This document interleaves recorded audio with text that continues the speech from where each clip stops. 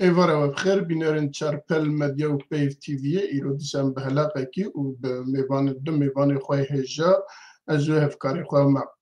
عبدالباقی حسینی دیسا بوارانه پیش یکم در بازی او که خود بم ویدیو کی مه همه به هورت تماشا بکن لی بسری داد خوازم بیشم و کرگاف دبیجم به تیبنی و پرسیوه دی برنامه دولمنتر ببه انها تا به هورت گداریا ویدیو خود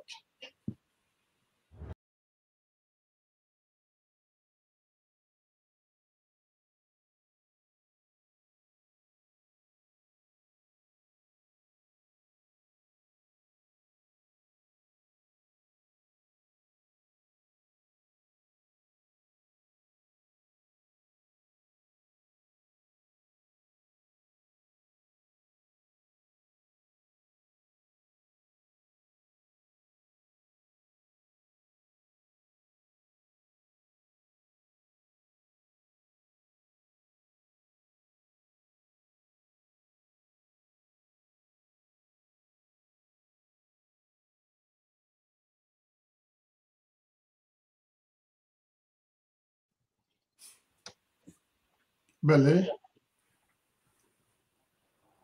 كلام أخو ميفاني بله واي ميفاني ما هاتنا بريس ملفا علي بخير هاتنا ملفا علي هروها روشنا ميفانا وديس لكلاكا ويجي تشالك فانا كي كردة سياسية ديسا دكتور رزقار قاسم سياسة مدارة ونهار تجي سر چابا هاتنا بخير هاتنا ما مستعل باقي جيش خوان تبهور الناس تكن هفكاري ما وهروها شروع بكاري برنامه ما دائمیه ما مستطیجی بخیر هاتی اسپاس بخیر باس ایوارا بخیر به بله وک اصول اما پیشیدم میوان خواه به تماشاوان دنه ناس کرم پاشی جام در بازی برنامه خواهد کن ما مستعد باقی کرم که میوان مزده ناس کرم بله اسپاس سکک مرزا تماشاوان نیجا تماشاوان پیف تیوی و چارپل مدیا انت بخیر و خوشی هاتن هر وکیلی جی هر دو میوان می عزیز ما مستعد مالوا علی و هر وکی دکتور رزگار قاسم هر دو الگلمنن از کرتاجیانا و بکرتی جواره بیجم دا کون باشتر میوانی مناز بکن مالوا علی جا اکادمیا میزوپوتامیا سال 2014 دواره مافناسی ده و عدالت جواکی ده خلاص کریه خوندنا خو خلاص کریه یاکو ده ریبریا خسر دبو او اکادمی دوی ریبریا خسر دبو سال 2015 کتواره راگهاندنه ده دسپیک ده رادیو ده کار دکر پاشره هات پیش کت بو برپرسا رادیو پشتی چند ساله دوی رادیو ده کار دکر گلک پروگرامن دو زمان کردی زمان عربی پیشکش دکر پاشره دو سال 2021 دکت واره تلفزیونه ده تلفزیون سترک تیوی ده کار کر اشرهات هلبجارتن وک سروکا یکیتیا راگهاندن آزاد ده باکرو روجلاتی سوریا سال 2022 اوید گلک مالپرن کردی ده گوتارن خوی سیاسی بلاف کرنن سال 2023 ده به روزنامه آلمانی ده کار دکر گلک راپورتن دواری سیاسی دیجواره دهنارتن هر وکی جی دوی دما داوی 2024 هات آلمانیا ایرول آلمانیا دمینه او کاروباری خوی لولات دستچه برده لیبلی لیبر ده چالاکین چاندهی ده بشدار دبه و هر وکی بشدار بوی و بشدار دبه و هاتی هلبجارتن وکنو نرا یکیتی روشنبیرن روجاوای کردستان شاغی اوروپا جد به حرکه از باورم ادبم بکرتی درباری کرتاجیانا تا مالبخان اگر تشتک زیده هده پاشت تخربین زمان درباری دکتور رزگار قاسم دوسکی عزیز اجمیج و زویناز دکم اوجی خلکی می روجاوای کردستانه سال 1907 الباجار حسی چاجدایک بویه خوندنا خویا بکالوریا تواکر پاشر چوزانینگا شامل ور سیکولوژی خوند لیبل تمام نکر بری خدا روسیا لروسیا جی خوندنا بششکی دخواست بخوینه لور فێری زمانی روسیژی بوو دەمەکی کورت خوند پاشرێ بەرێ خۆدا ئەوروپا چوو ئەلمانیا ساڵە 1994 دل ئەلمانیا دمینە لور خوندنا خۆیە پشیشکا فیسیکی ئەنجی باوەرم دوی واری دخوندی ئەم کار پاش جێ بپرسن کەسێک مەساژ کەسێن نەخۆشیێن گران بوات کەبن ئەس باوەرم کار ئەو بێژە بچرەنگی کارە وا تەداوی بکە ئەوەیە 20 ساڵە عیادا خۆی تایبەت کار کردی و حتانەژی بەردەوامە دوارێت ژیانە خۆی سیاسی دە بچووکانی کە توارێ تەفگەرە سیاسی کوردی تەمەنی وی 16 ساڵی بوو و یەک ji malbat wî tev endamên tevgera siyasî Kurdî bû duwarê siyasetê de kar dikirin. Sala 2006 de li Ewropa tevgerek damezran navê tevgera referoma Kurdistanî li Sûriyayê an jî tevgera nûjeniyê nizanim eger navê Kurdî min rast got bike rêzgar paşê tevgera nûjen tevgera nûjen ne reform yani tamam برای لأوروپا دست بکر پاشر چو هندری ولاجی لور پشتی شورشا بیجن سوری 2013 درگاه خون آنجی مکتب خون لقامش لو و دربیسیه و عمودی حسیتشا چرچوا ریببری خوصر دلور کاری خواه شوپاند دوی دما داویده بو اندام انجمن سوريا ديمقراط جد بمسد المجلس السوري الديمقراطي بعربي وهذا توتن بيوندين وي دقل حمي بارتين كردستاني يعني تشل باشوري كردستان تشل روجافاي كردستان بارتيا ويجي يعني بريوي بر نتوا كردي دي حرتم مجبوي هاوي كاردك وبتايبت لروجافاي كردستان از باور نبود درباره دکتر رزگار قاسم جی اگر تشتکی زیده الجم هبه لی زیده بکه و جی آزاد سپاس فکر میرزاد کار پروگرام بله گله سپاس ماموسته و دیاره تشتکی کلی زیده بکن هر دو میوان مجید تننل اما یکسر در بازه برنامه خواب بن مجرى ما عوله او شاندا كردي جبو چونه آماده بیه آننا و اوه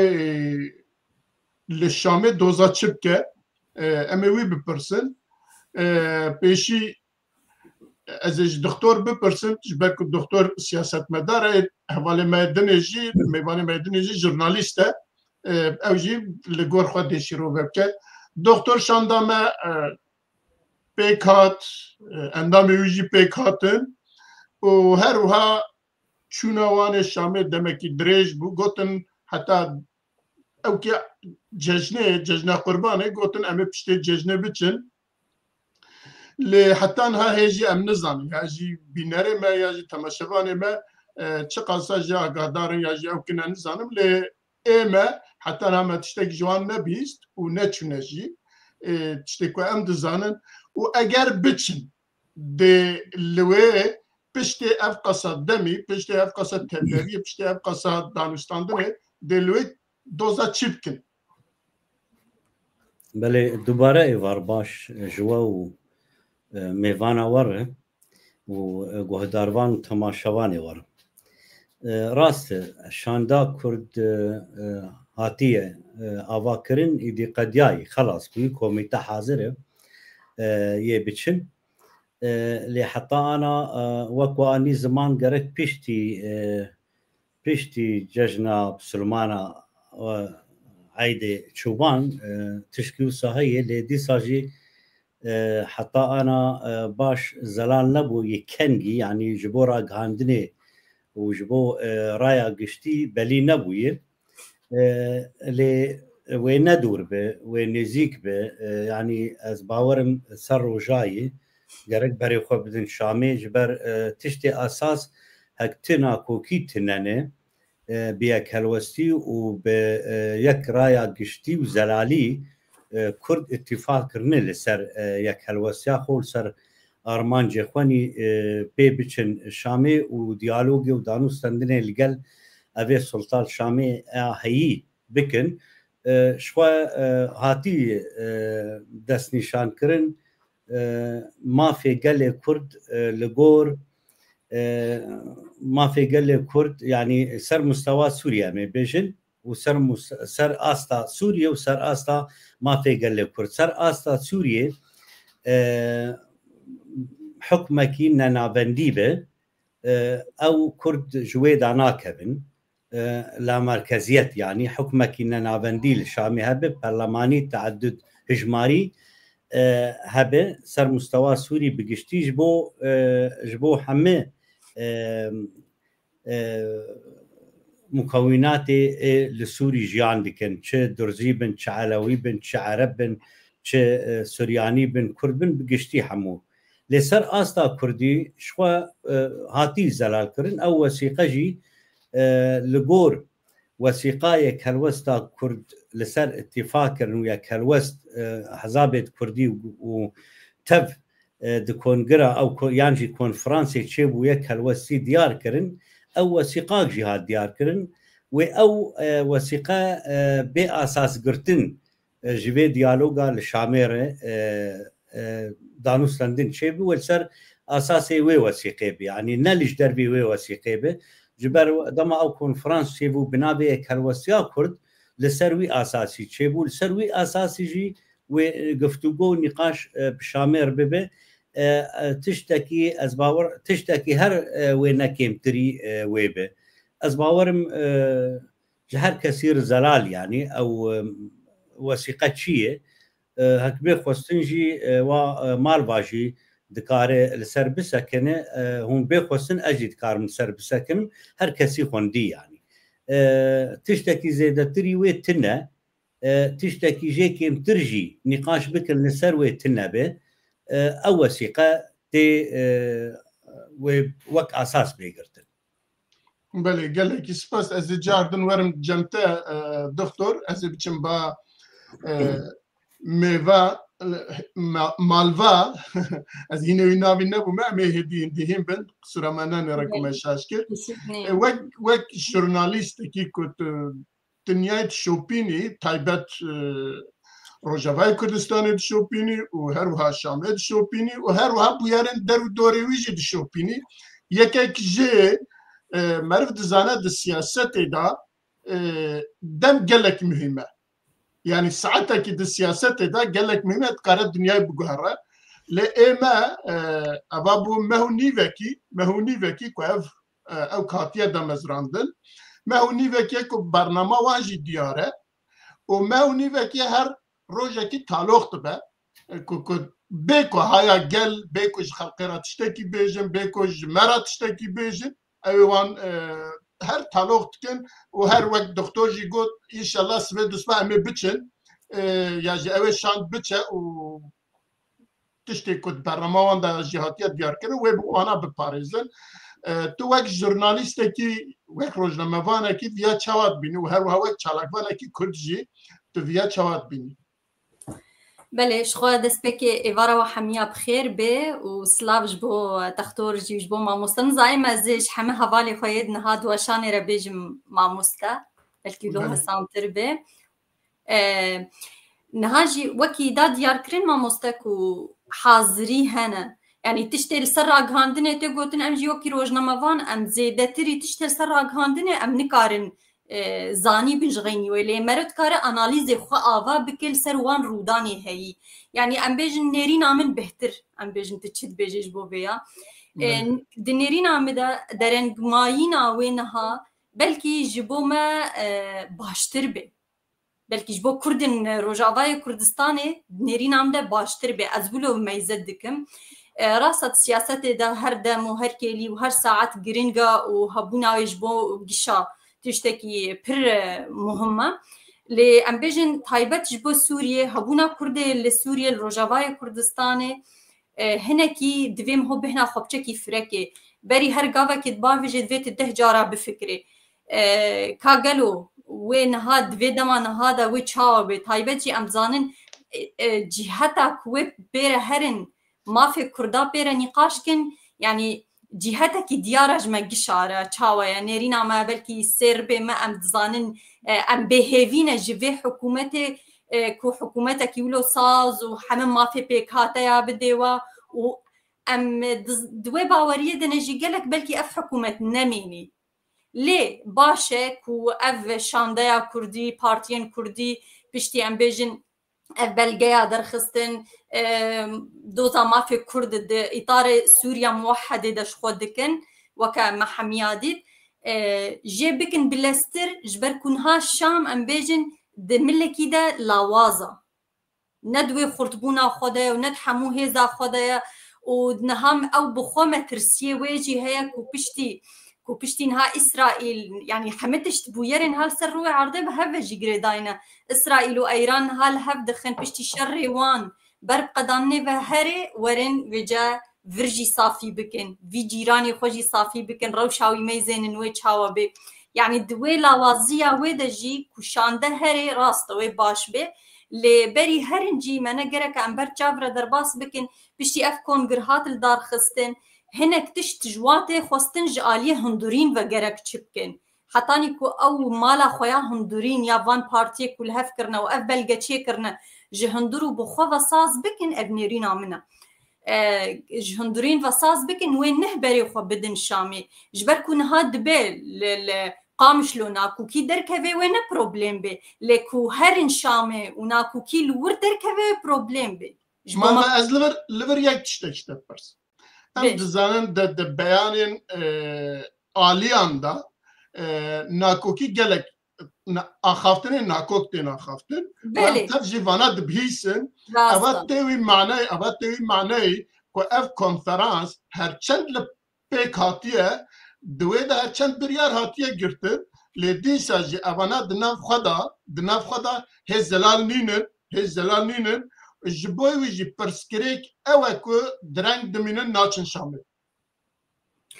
دبي آلية كده اف برسكريك هبن وكم قوتي لكو او برسكريك ورن سر ماسايا كدانين لقامشلو والقامشلو ورن چارة سركرين نولويا باشترك وان برسكريكات تركيا خوكن وهرن شامي والبر خلكيجي يعني بالكن دبكو برسكريك هبن وبيجو مانجيوي هبن يعني امش بير نكن شو قاصة بارتينا واف بارتين سياسية مزنية دنابدا كل هفكرنا يعني ام حمجي نغشي من ام حمجي دزانت شو قاصة ناكو كيد ناف براوان دهابو شو قاصة الهفنت كرن يعني بيجو مانجي ام بيجن وقتك وحقاصة ناكو كي هبن او ناكو كي تشافو روجا كي دا ناچه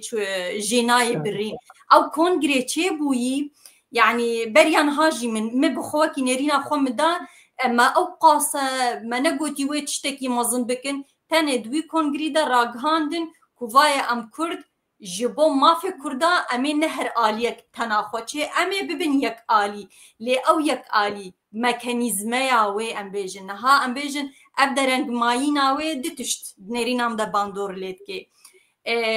آلين اقليمي شر اقليمية دردور تشيد بي بيگومان اف باندورت كش بركو كرد گرك ازاني بي كنگي هرج بوكو پوشمان نبي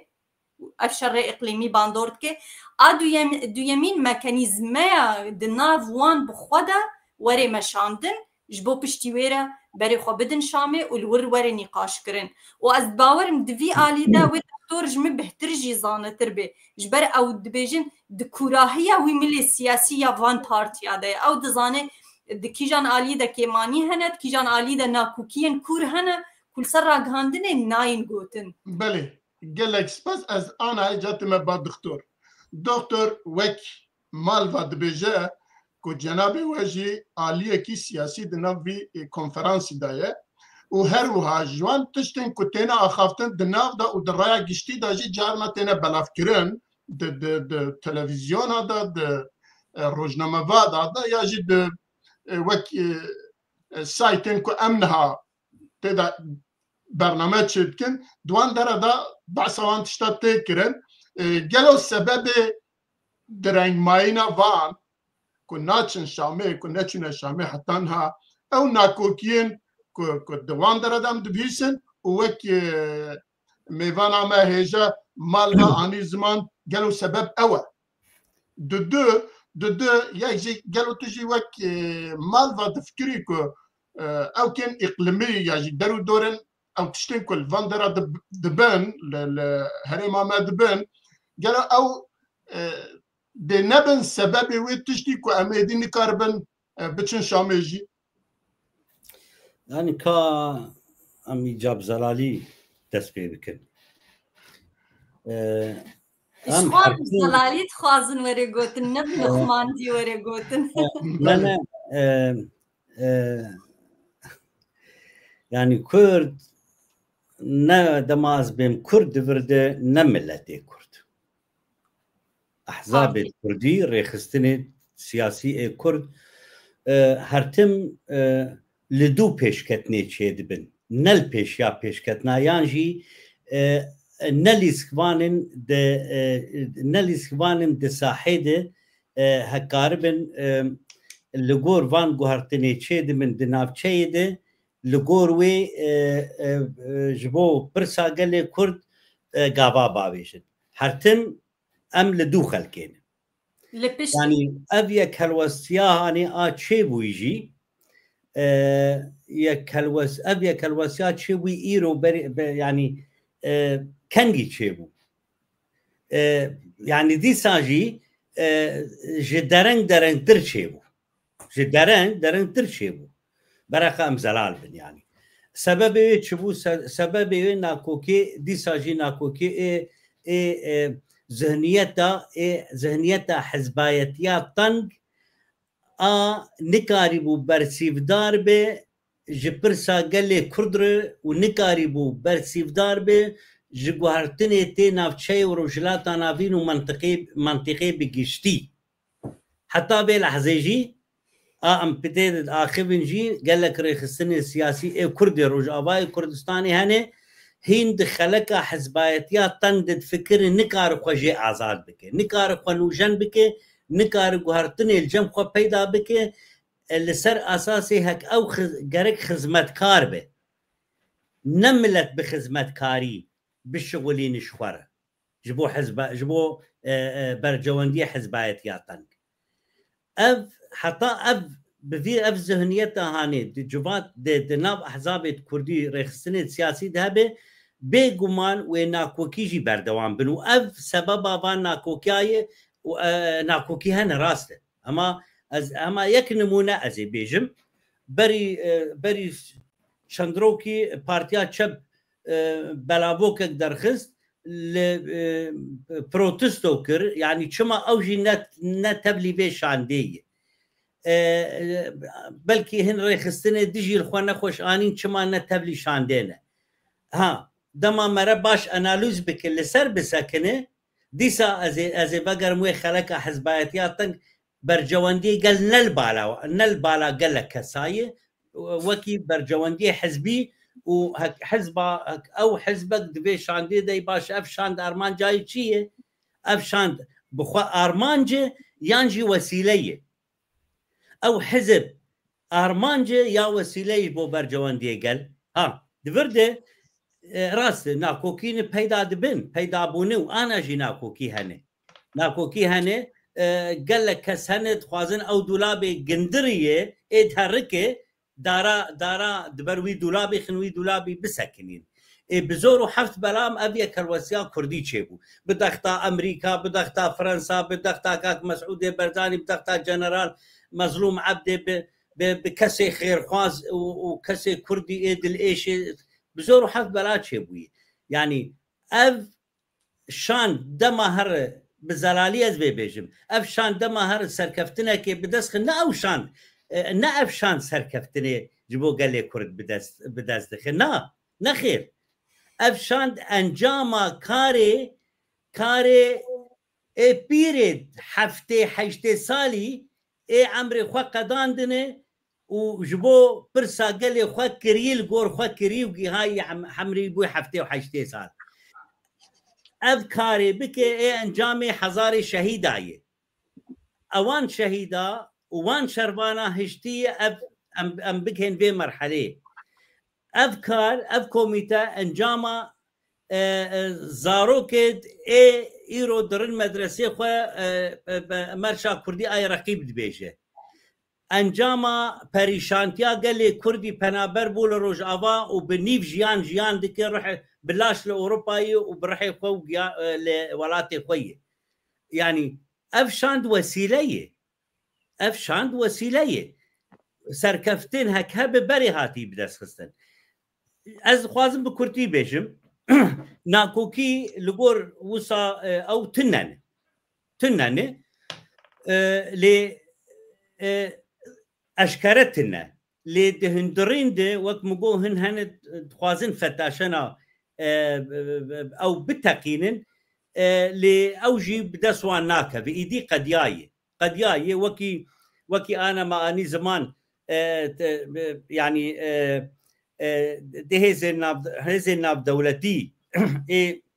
mezin rolek lîstinê û hêzên Kurdistanî rolek lîstin ji bo ev yek helwestî çê bibe ez bawerim wê berdewam bê lê bandora ev guhertinê çêbûne ev ê di navçeyê de çê dibe ev guhertin û şerê İsraîl û Îran û dextê Tirkî û fen û futê Tirkî û ev projê îro bexçelî ew dike û zextê Tirkî û giredanê bi colanê re û ev siyasatê ê navçeyî ê dagirkerên Kurdistanê bi zanebûn dixwazin bilîzin û sed sala destpêka sed sala bîstan û bîst û sisiya vegerînin dîsa Kurd Sûdê jê negirin bêguman bandora wê hey rolekê dilîzin yani heta ez xwazim bêjim heta hin Kurd hene hin Kurd siyasetê dikin hene dixwazin ji bo bercewendiyê xwe kesayetî û biçûk dixwaze yani dikarî bibe ada di destê dijmin û dixwazin nakokiyal pêşiya vê komîtê bixuliqînin û ev komîte bi ser nekeve lê komîte riya xwe girtiye wekî bêtirên ketî ser ewa xwe wê berdewam be mesele neçûna Şamê tenê ev pirs gelek pirsê de hene ez naxwazim ev pirs bera ji were bin ez naxwazim ez pirsa bikim û ez bersîvê bidim mesele neçûna Şamê tenê kîl Şamê wê li hêviya me be ê danûstan dinê bike ew kîne sebeb çi bû em gihan vê qonaxê hekema em herin Şamê ne Şam bê qamişlo mesele gelkî kwîr û dû dirêj hene ev ez ê ji malvar bihêlim bera malva باشه gelek spas eger malva tiştek tune be ez ê biçim ba mamoste Elbaqî بله يعني تشتي تختار قوتي تشتنا كورن بلكي انا اما وكما ام روجنامافان ام قالك جارا ام ستارا خوش بارتي سياسي تخوازن لي او بهتر رح تردستين يعني رح تاخذ دستين دكارن رخني خو البارتيا بكن يعني ابيا حقيقتك تشتي كو تختار اني صار زمان راسي افتشتن راستن وام حمب شعبي خود بينن وام بهبينا اونا كوكي لقامش لو ورن جارا سركرن نچن الماسين ديترنين جارا سركرن جبر گوچون جدر بي قامش لو اونا كوكي دي صدركتن وفجر لباش بين البيشي بي يعني وين نقافن بيشي ورن آبتن اما بجش پاشتر دميچن بله گلک سپاس مامۆستا Elbaqî me gudariya her du mêvanê xwe jî kir piştê pirs û bersiva bi dîtina me hinek tişt derketina holê lê ez dixwazim cenabê te bi awekî din bipirsim yani wek me got ava mehu nîvek ye ev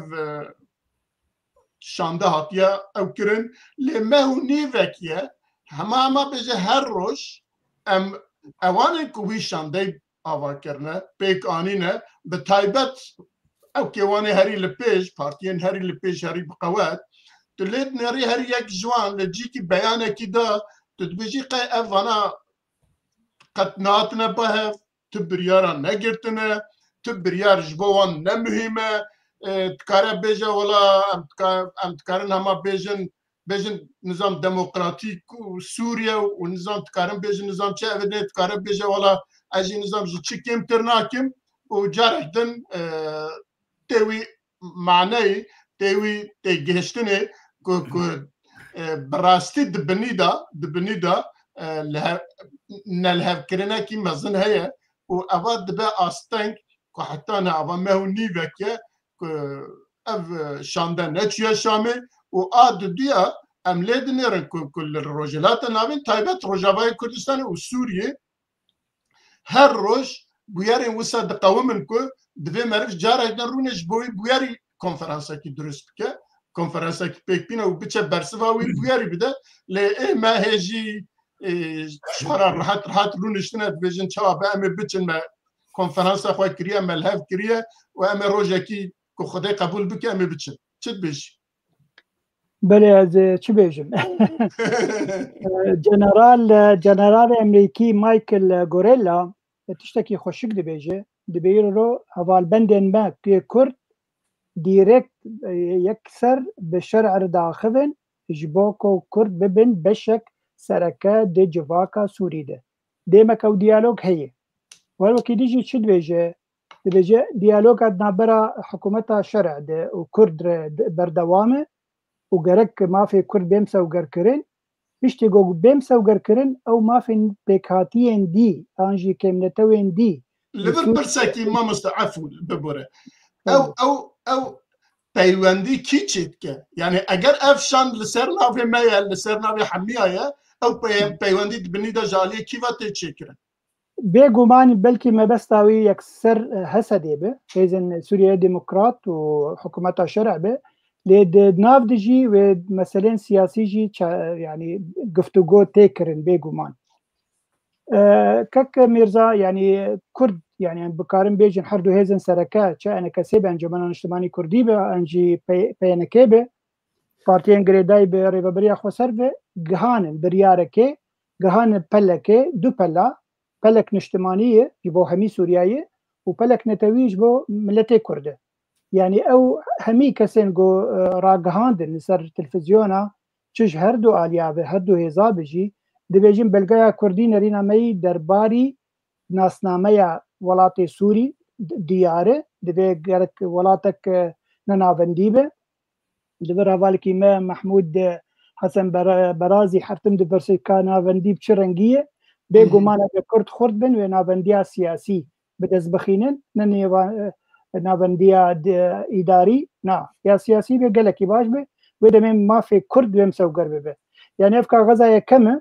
كغزا دوم يا كردية يا جو ما في كرد بي بيتشسباندن وقت مثلا ديروكي ام كرد لسوريانن نتوان سركنن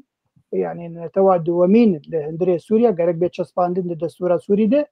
افهميتش بي گفتگو کرن همي كسن نونرن جو ايرو رو هاتن دست نشان کرن او ده کس همي جد بيجن دست ما بكريش بو شامي شامجي وم هيفيدارن جو ديالوجك باش دبرا ما و شامي چه ببه داكو كيشا كردي لسوريا بيچاره سر کرن افهمي تشت تن گفتگو کرن و بگمانا من يعني هيز يعني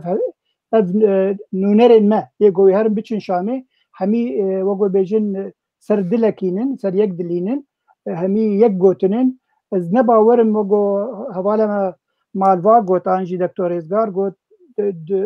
دلی آنجي دلماني آنجي ناكوكي گو هبن از باورم از مسألة درباس کرنن از هيفيدارم يعني وقو مالوا جي گوت للشامي نكفن قركاب يعني بري وي قرق باشكو حاضر كربن يعني همي جيد بيجن بقلك شيورمنجي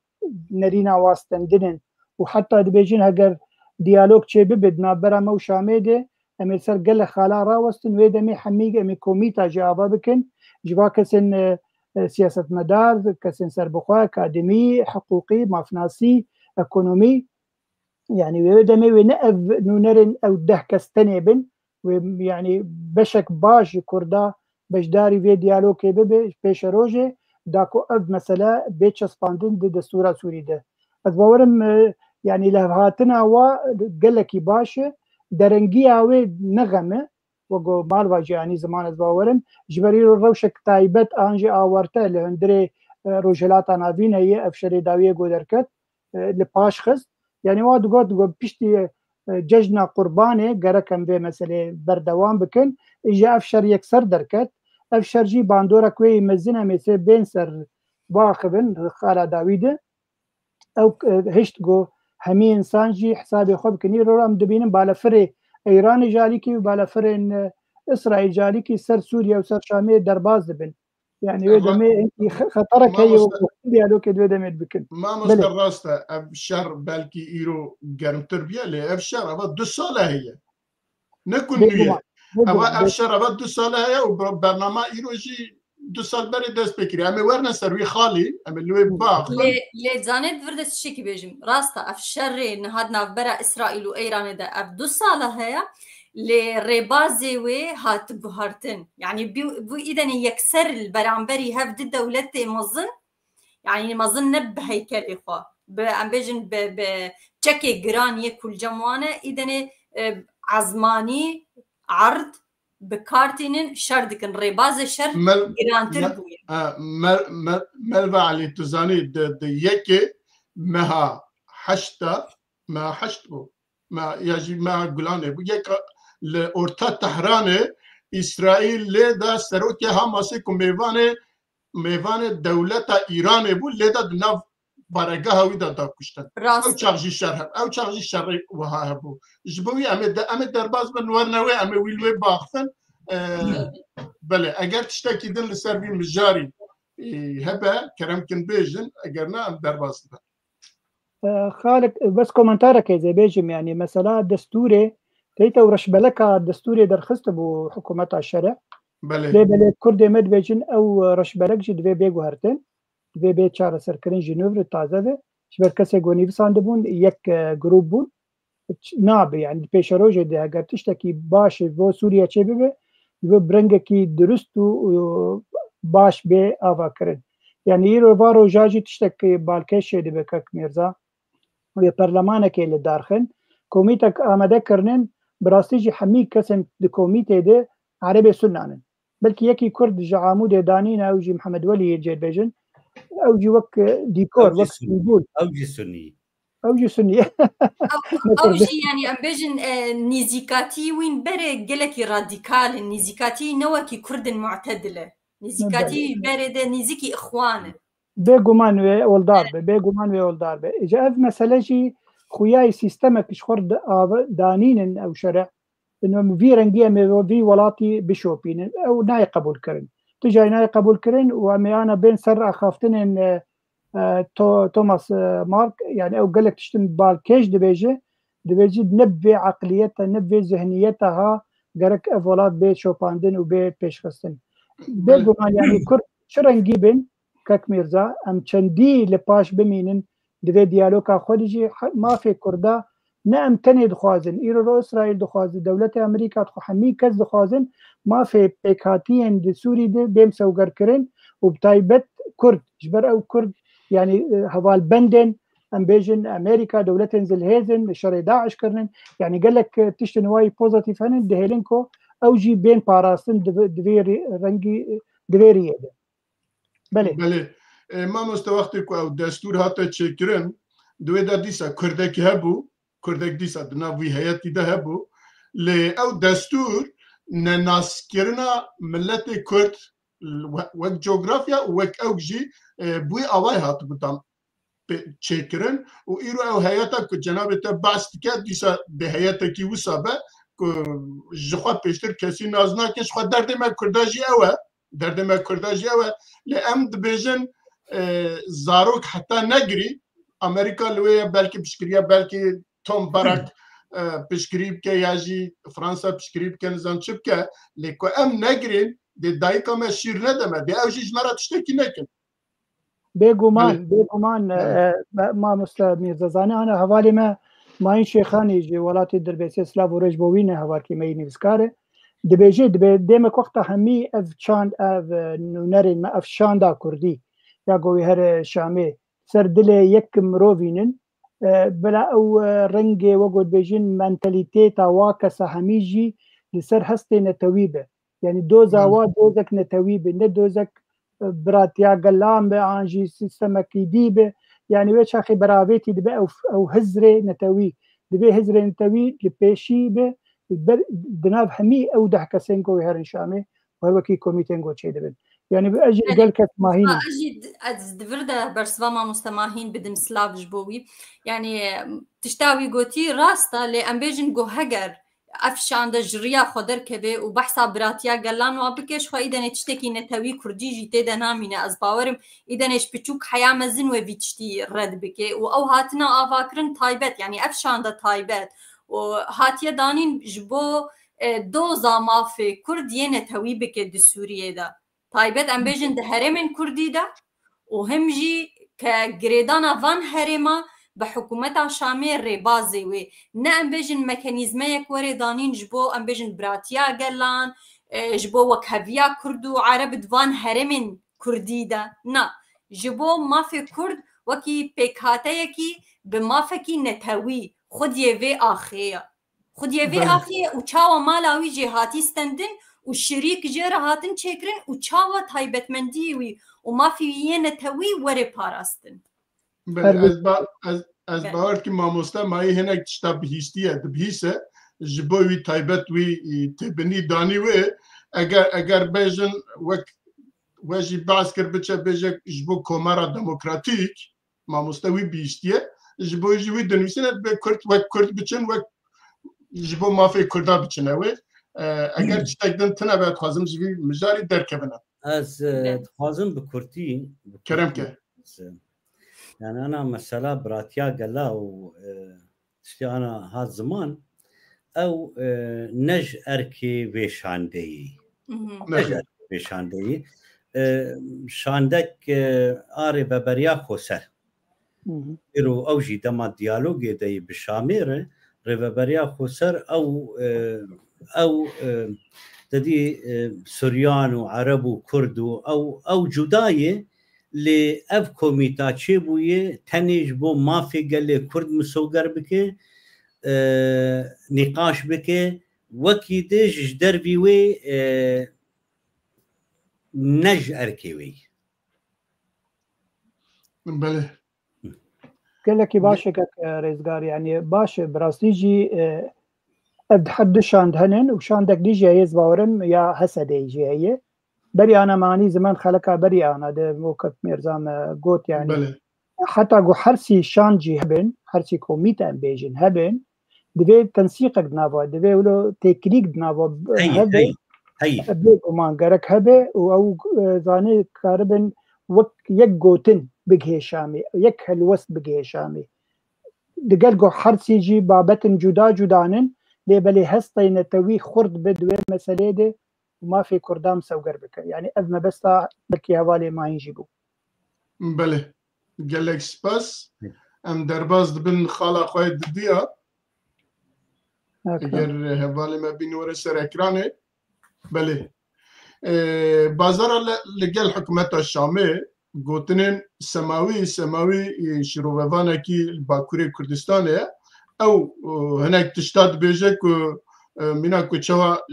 استخبارات تركيا جي قالك شتاهين بياجي جدر دوريوان كو هاف دم دستينن جوان قالك شتاد او تكا او دبيجاجي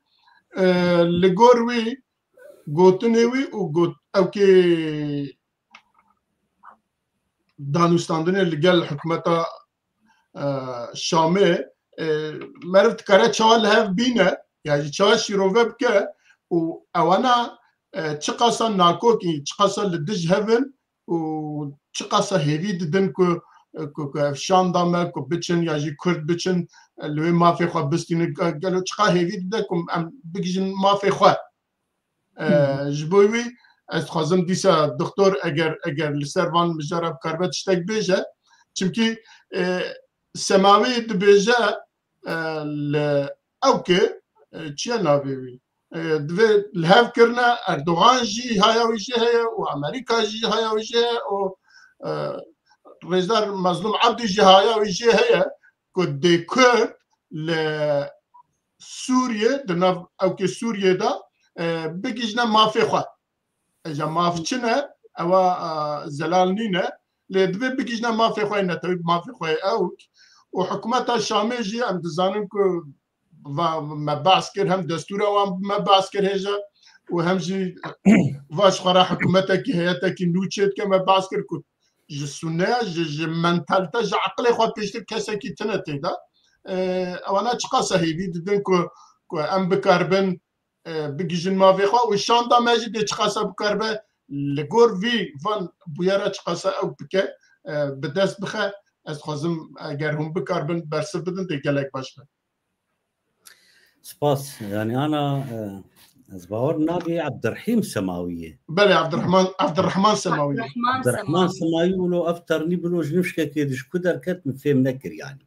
نا ابا زودا داخ ابا نتزي ابا اري يعني ببيرنجي ناكو كله جارد اخذ معلوماتي استخباراتيه وقت بشكل كي ممنهج اركك جيرتي داين ودبي تي في بيج في بيجي جبان لازم لسر تشتاك بيجن اول لسر دوزا كور كتيا زندان حبسات دياربكر ازنلدج شخصيمه الدج هن اويويمه اي هفدو ندقرت يعني اي ولو برسا كرد جينا دي پر ارزاندكه بروجا هاتيه روجلاتا نافينج تحليل السماوي مسترن وج اردوغان جي مستره وج ريجيما طهران جي مستره وج هرك يعني ام از باش ام سربي نقطه بسكنن وباش بيجا سي بروجا منطقي دهنه يانجي هبول افشر ايرو ديار وخيايه دنابرا اسرائيل وطهران ديجي بشك جوان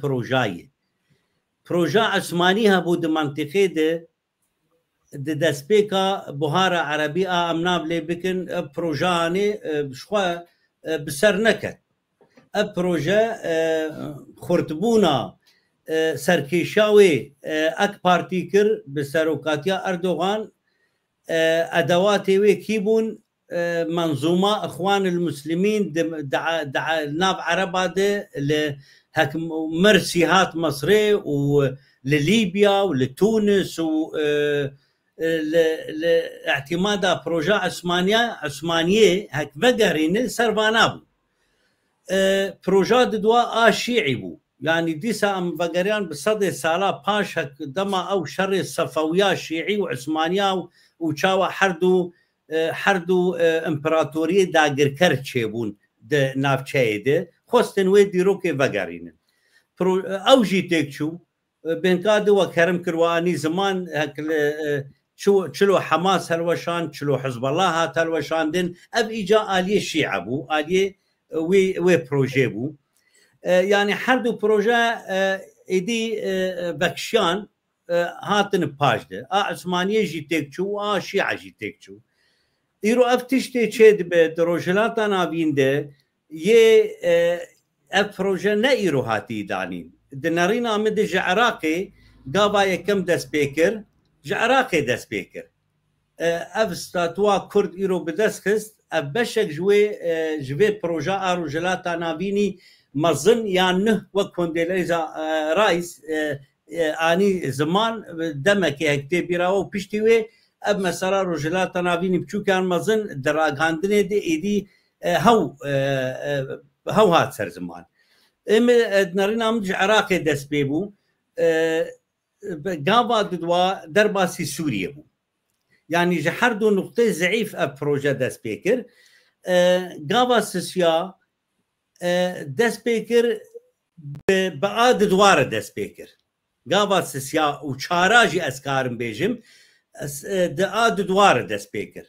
دمام إيران وتركيا كشاندن بروسيسا سوريا جده 2011 و لور شركي تن ديسا دنابرا إسرائيل دما إسرائيل الحزب الله خصو الحماس خص بيرجي لإيران يجي تخص لهن دري سوري وناكوكي دنابرا وان إسرائيل جي جارنا دردكت تركيا بس بروجا روجلاتا نابين شخر بيك بين اللي بسر جبو عثمانية اللي بسر نكت أنا مرحلة سياب زلالي دس بيبو أنا مرحلة سياقونا غا سياب زلالي دس بيبوية أبشر دنابرا دولة إسرائيل وإيران ده مرحلة شارع دما دولة بغشلي دبيجي دبي هاي مجمع هبه أبشر إيرول دج إيراني بيشتوي كيسا خوال تركيا جيتينن جرك أم بي قوتنا البر شعب بقرنش بر تركيا أم بيجن نبيجن أم دجمني خود تجاري بشعب كي بشوك لينا نرن تركيا ميراث دولة داقر كري عثماني 400 صالي حكم للجغرافيا أكبر فراتريه ودناتو ديه دكار سياسة دور بخوينه دما بخشلي دولة يعني سر دولة أكويري يعني يجي دولة أكويري دي تركيا دي دما بما ترسيه دي زمان دي مكي دزانت بروجاوان تيكشو وبروجا روجلاتا نابيني نه تي دهندره في بروجي دي قال لك أدات لازمون يجوان أداتا داعش يجوان أداتي في بروجي بو بشتي داعش آنينا إيرو أف سلطان شامي أبجي دنابا في بروجي دي جبو بيك آنينا في بروجي دولتي دروج آبا وخداني في بروجي سايكولوجيا جواتي باش دزانن وباش دخينن سايكولوجيا جواتا سوري خصوصيات سوسيولوجي دي سوري دي وإنسان سوري باش ناسكر وقت دما يكي علماني بينن ام بيجن نمونه يكي وك يكي اكاديمي اوروبا بينن وجروبا كي بينن جبو چاره سر بكن برسا سوري وبداوي بينن دورد بروجهين بردوامه چنا به پروسيسا سوري لور بسكن بداوي ببه دبي بردوام ببه دما جولاني تينن يعني جنابي احمد الشرع آنين وأب سلطة السنة تشيدك الدورخة دزانين سايكولوجيا وديب شعبي خودي خلقي إيه السنة إيه أوروبا إيه سال 20 سالي وان 6 سالي وان ليفر بلس بري خدان شامي وبشقرتيا شرع قرتن شما جبر أو روح سنيتي أو سايكولوجي أو جينات إيه السنة إيه بري 1400 سالي لإيرو لجم بنقهاوي لجم فان نسبك برج عشائرها هي وجي السنة دي سوريا دهي جبروا له إيرو إيه بشقرتياوي تكن أول بيتر فدبرد از تخوازم چه بینم زمان پروژه روجلاتا نابینی نه بردوامه إيرو أحمد الشرع نأو بقوة خواهاتية هنا أو آنين أو حاضر كرن لإدلبي 4-5 سالة حاضر كرن وهين بري إدلبي جي دما بري بي إدلبي وان أواني إدلب أو حاضر كرن وانين أدورد إيرو كرد وكردي روجافا بما وكي مجار أو كردي روجافا كردستاني تايبت وكردي بشيدن بقشتي ام نقطة مهم هاي دبي ام جير هالشيار بن از خوازم بيبينم زمان تشتي عبد الرحيم السماوي دبيجي اما زي بروفاجي وين نقطة كي بينم زمان ده هلوشاندنا دولة عثماني داقر كار اتاتورك بكردا دولة اخوة آباكر بكردا دولة اخوة خلاص كر و ايوك حسن خيري ووكيدي وتي ازنا خوازم سربي بساكن هون زانين شلويه بد جلي كردي ليكرو او بير برلمان او اني حتى اوروبا جو وشلو سيفر شلو لوزان سيفر بلوزان خص يعني بدولة اخوة تركيا لسر بيشتا كردا آباكر ايرو اف نقطة مهمة خوازم بينم زمان إيرو تر بنزيك بونا خوش كرداره مترسياوي جي بروجا روجلاتا نافيني نهى سركشاوي إسرائيل دكي برز دكتور وقت ما قد رجنا بكرم أخو أنا كنت نخمة كونكريت خبر نبيش موزيب إيرو دخوازي بكردا دولتا أخو بباريزة آفاكر إيرو دخوازي بكردا بباريزة جبر آرمانجا رجلاتا نابینی نه کردستاق ببن خودستاتو آرمانجا اساسی جه داگرکرین کردا هدفش به پروژه رژیم صدام هات الوشاندن بشار الاسد هات الوشاندن هر دو باس ایرو طهران و به الوشاندن سبي دور لسر تركيا ترك بازه قابك استباقي بك از برفري لازم تشنده بس از ليفر بسكرم بله گلک سپاس برز دکتر از بیم با میوان خو مالوا برسما اوا كو اف روشة حكومتها شامي وديسا قوتنين عبد الرحمن سماوي شقاسا الهفتين كعود بجد كرتلوي كسيم بجيجنا ما فيخوا وحكومتها شامجي هفتشتكي كتكا إنكارا كرت يجي أوكي كرت منا كوشاو قد كرت يجي كسكي دنيت لابن تيدا ويتكا وروشا ماجي ما قاوكي بري باسا شاندا خو او کی خوجی که دنوان هر دو گوتنا دا ام چه بفکرین یعنی ام بگیجنا که ام برانبر وان هر دو دیتنا چه بکن دنیرین آمده شخو مرو نکاره د سیاست ده بیجی گره کتولو بکه مرو تم نرین خودتنی ده پیشیش بر سیاست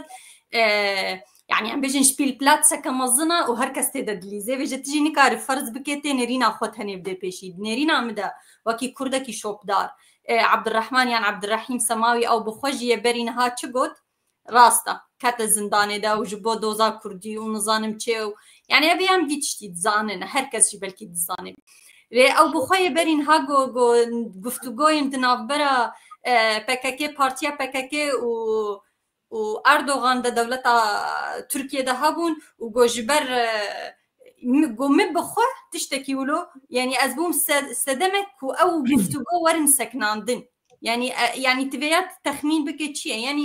يعني قالك انسان مخترق جي هنا انسان ما مخترق وتجربه يا جي مديد چادريا وان كسايات مخترق را حكومات اجندات خو درباس دكن وسياسات خو بريبه دبن نس امين نكسايتا سماوي نقاش كن امين نقاش بكن تكليا احمد الشرع جولاني و اردوغان جرك ام بيان نقاش كن ام نسماوي نقاش كن ام نبيجن تش سماوي تشغوت او هيفيه ما كردال سر اخفتنا سماوي راسي كم زيده سماوي جبوما كردا يعني تشكي ببرسي جماع وجين هات بروجرام دا وايش شوبينج يعني سماوي كي تشي اوجي زلامك يشخور تشتغل براسي از بيجن يعني ام بيجن نها دولتها تركي تجي تبخوجي تقوت از في قوت نبيجم بشو از في قرم قوت نخويا استخوازم بيجم تقوت يعني هر تشتيكو حكومتها شامت كي ترسي كو ما في كردا بباريزي وما في ما بيشكشي ما بكي وبيجور كرم بكن ما في و دولتها تركن هادو خوازي دريا كسايتها جولاني را سياستها خضر باسكي او سوريا بريفه بفي سركشيا سوريا بكي دريا كسايتها جولاني را سياستها خضر باس بكي دريا كسايتها جولاني را دريا كسايتها لطيفة الشرع هفجيناوي يعني ام فاتش تاقرك ام جبير نكن يعني جولاني كيا نهات خوازي هشمندية الدولة السنية الدولة الأموية دولتها كبري 1400 صالي حكم ذكر بالشور بحكم الشور سركيشية ولاطي عربة ذكر الفتح الإسلامي ذكر رغم تقاسى فساد الدولة أموية هي نهاكس بحثا هناك الدولة الأموية بري 1600 صالي بر فساد تذهبوا بر مكروحي بر قريجي تذهبوا قالك تشتن تذهبون يعني راسينها ام بيجن افانا وان تمثيل دكن فجن هذا دولتها ترك تخواز دريا شرع وحكومتها شرع وكردن باش يلي سر قياسا خوتشي دكي يه وقتنها بحثا ولي ويديكر راسينا بواجمره نقركن جي كسايت نقركن جي امواناس بكن تخواز دريا وارا او سركشيا سوريا بكي خير وخيرات سوريا دنها ام جبير نكن يعني تشتي سر بحر نافبرا مو تركيا ده نها الآلية كيس كرد نافبرا تركيا وسوريا دنا والآلية بحري بحر تند أورتا سوريا وتركيا دنا بجا تركيا دخوازه وان خيرات بحري دستي خود بهيلي ويتشاو دستي خود بهيلي ودريا الشرع را دستي خود بهيلي او دخوازه في سروكي بچسبين لآلية خو ويتشاو جي لآلية خو في يكي بهيلين هاتي بيجي افتشناكو كيا نانا كيا دزانه كو شرع ما في كردا وما في نبس كردا بكاتاي ديتر علوي ودرزيجي نباريزي وما في وا بيلي بكي وبچوسيني وكي ريجيم ديتر لسريا ريجيم ديتر و اوجي وريه الوشاندن بجا او دخوازه اف ريجيما هي يا حكومتها شرعيه انتقالي بمينه هناك ماف بدي كردا نحم ماف ونما في النتوي بلكي كم زيده يعني تشتت سري تشتكو سياسة أردوغان والشارع الدساري وادا يتبجن أمي دافي كردال سرخو بقرين بهناك مافن كلتوري ثقافي روشن بيري ضمان بفيري وربازي وهناك دافي كردال سرخو بأمي بقرين ودريا حكومتها شارع جولاني را كونابي كرن أحمد الشارع ويفجا خواه درباسي سوريا بكي برنجكي خورتر جبرتشي أم جبيرنكنها حمو بارجه إيراني جورجي دركتن والبون شونا وان بارجه إيراني شونا بارجه أمريكية كوخوا كشاندن جبو أفشرينها إسرائيل وإيراني كجبو تدربي يعني بيجن صاروخ إيراني الوال بارجه أمريكي نكفن والبونا نجبو والله خوش هرمي كردافك شانا أفجي شاش هاتا فعم كرن دخوازل شوناوا أو درباس ببي إيقو حكومتها شرع نمينه كو اف حكومتها شرع نمينه بچن مافا يعني ما نخابينه ونمينه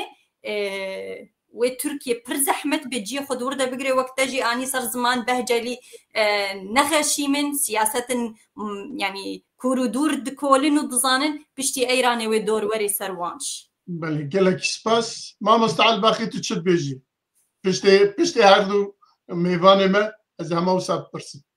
براسية من نرينك من جداها هي درباري أخافتنن كك عبد الرحيم سماوي براسية قر أم وك كرد وكنا توا كرد لروجافاي كردستاني ولسوريا أم ما في خو بخوازن أو باني دا خوازن ما سماوي بنافدك ديمك تشتك هي سيجنالك هي يعني أو يعني وقت أز وك كردك يروح نرى ملتي خوبم وهرم بشامير ونم أزيفادو زابكم دوز كريه قوتي دوي سروكتيك جحسي سروكتيا يعني سروكي حكومتي يعني سروكي برلماني يعني سروكي دولتي دوي يك جوا كرد يعني يك جوا حرسي سروكتيا دوي سيشار وزير ما هابن دو هندري حكومتها شرع ده يعني الجور هجمارة ما كردا شنديد ام 4 مليون كسل بقومانا من سي حطات شار وزير مد دوي هابن دحر حكومتك قو سوري بيها بكرن وهر وكي نجي هريما ما دبي اناتومي به يعني ام بخب خو ام دسخلات داري خبن دهريما خده هر وكي نجي اداوي قوتي او هريما مي كردي وبدستي كردا بي دسخلات ذكرن ودبي جه اگر شاندك كردي هر شامي ولوير نشتني ده نونرن امريكي ونونرن تركيجي حاضر ببن سرفادا خوازا او سيجنالك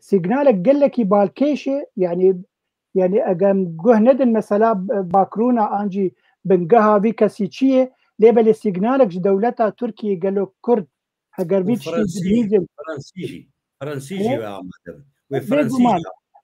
تمام وقتها جاب ديمك باش وقتها تقولوا رخنا سماوي ديك سماوي دي جيد دي داخوازي كردا هي هري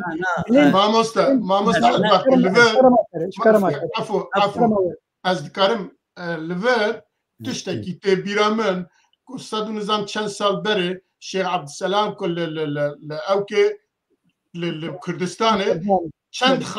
چند خاله آنی بو زمان جبو که هرما کردستان دی کردی داره بکن جبو که پولیس ما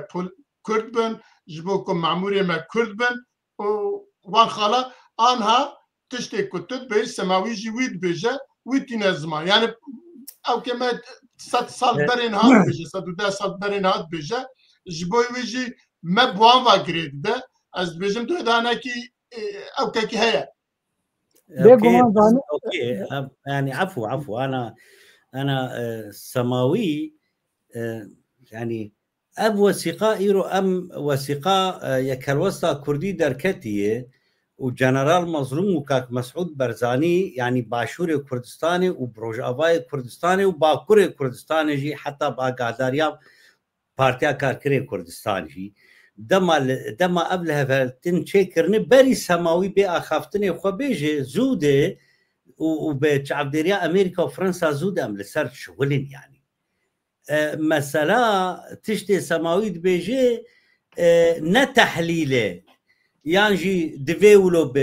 ام يعني بنكاد مالواجي جوجو ام نابيجن ديفلوب لام ديفي ام بيجن وقت سياستا كرد ام دزانين جولاني وشرع عاداتك جبو بنكاد اني زمان جبو في بروجي اساس في بروجي كيه كرده ام دما ايرو جولاني لسر سر خوروني واستنج ببي وبري ما هرب درك ددب اليكاريا امريكا وفرنسيا وهن دولتي دجي هن دولتي دجي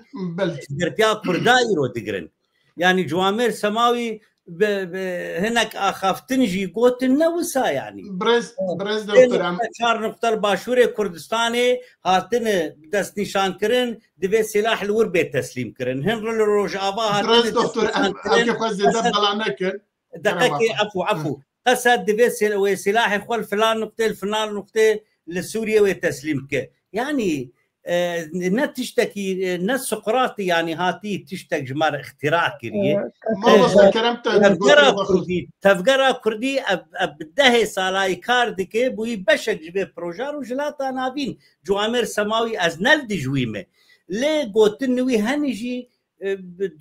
دجي خدنه نا اختراع صاروخ يعني وقوتنجي نجي خدنه قال لك سباس دكتور ما وصل كلامته تو ياخذ تمام بلا سباس قال لك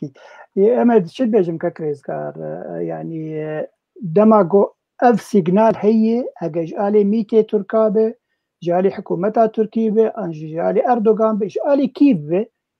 تشتكي باشا تشتكي بوزيتيف جرك كرسر آوا بكن ایرو رو افشان دمایا کردی گو چون شامه به وی پلکا خویاد کنفرانسا 26 ماهاچویه پیشکش بکن و اب سیگنال جی هیه کار دو زواب کن حتی رو پلکا کردی ده کنفرانسا 26 ماه پیک وره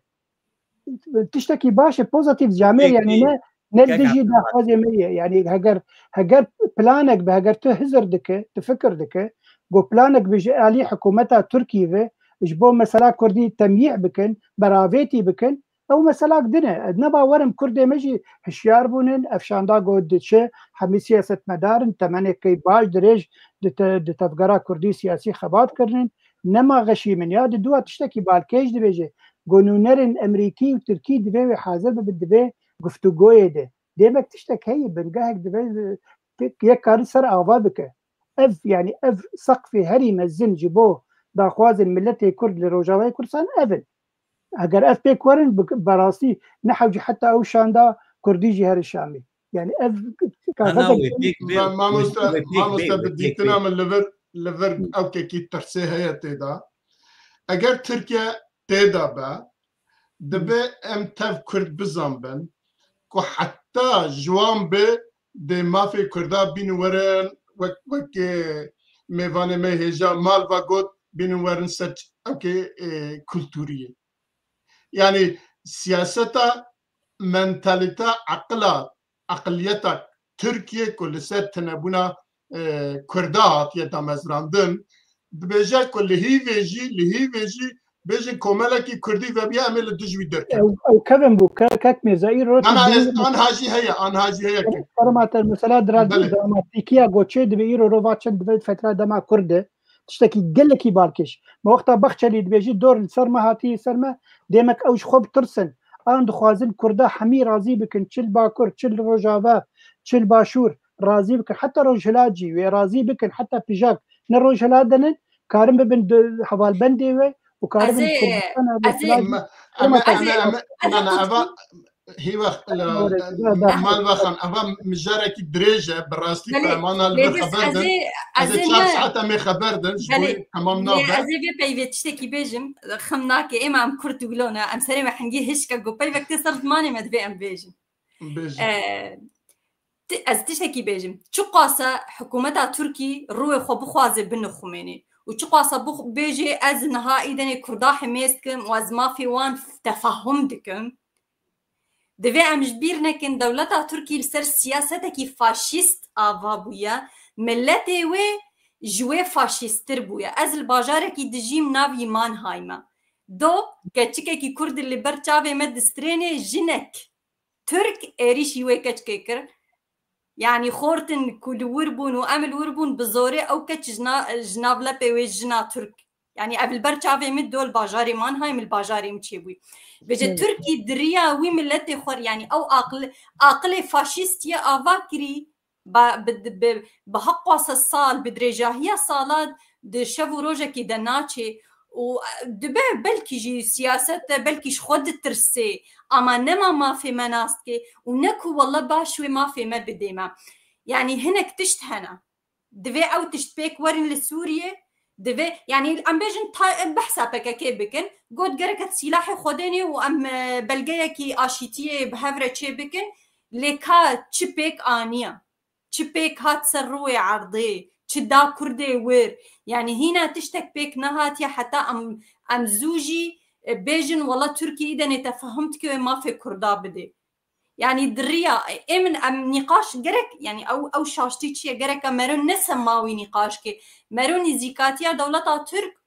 وجولاني نقاش بكي ويتشبكن يعني ما فكي كردا ورستندنجي نانو بدل خوشيا تركايا بهذا يعني هذا كي قصديها بارتيين كردي سياسي سروي عرضيهنا تفجرك كردي هي قاعدة كردي جواك كردي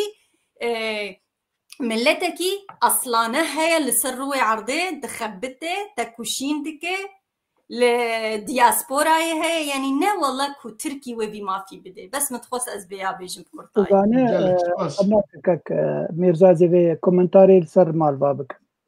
يعني اگر ام وك سوري ام وك كردي سوري وعربي سوري ام ديالوج كده هبك نحو جاي ترك تكبنا مدى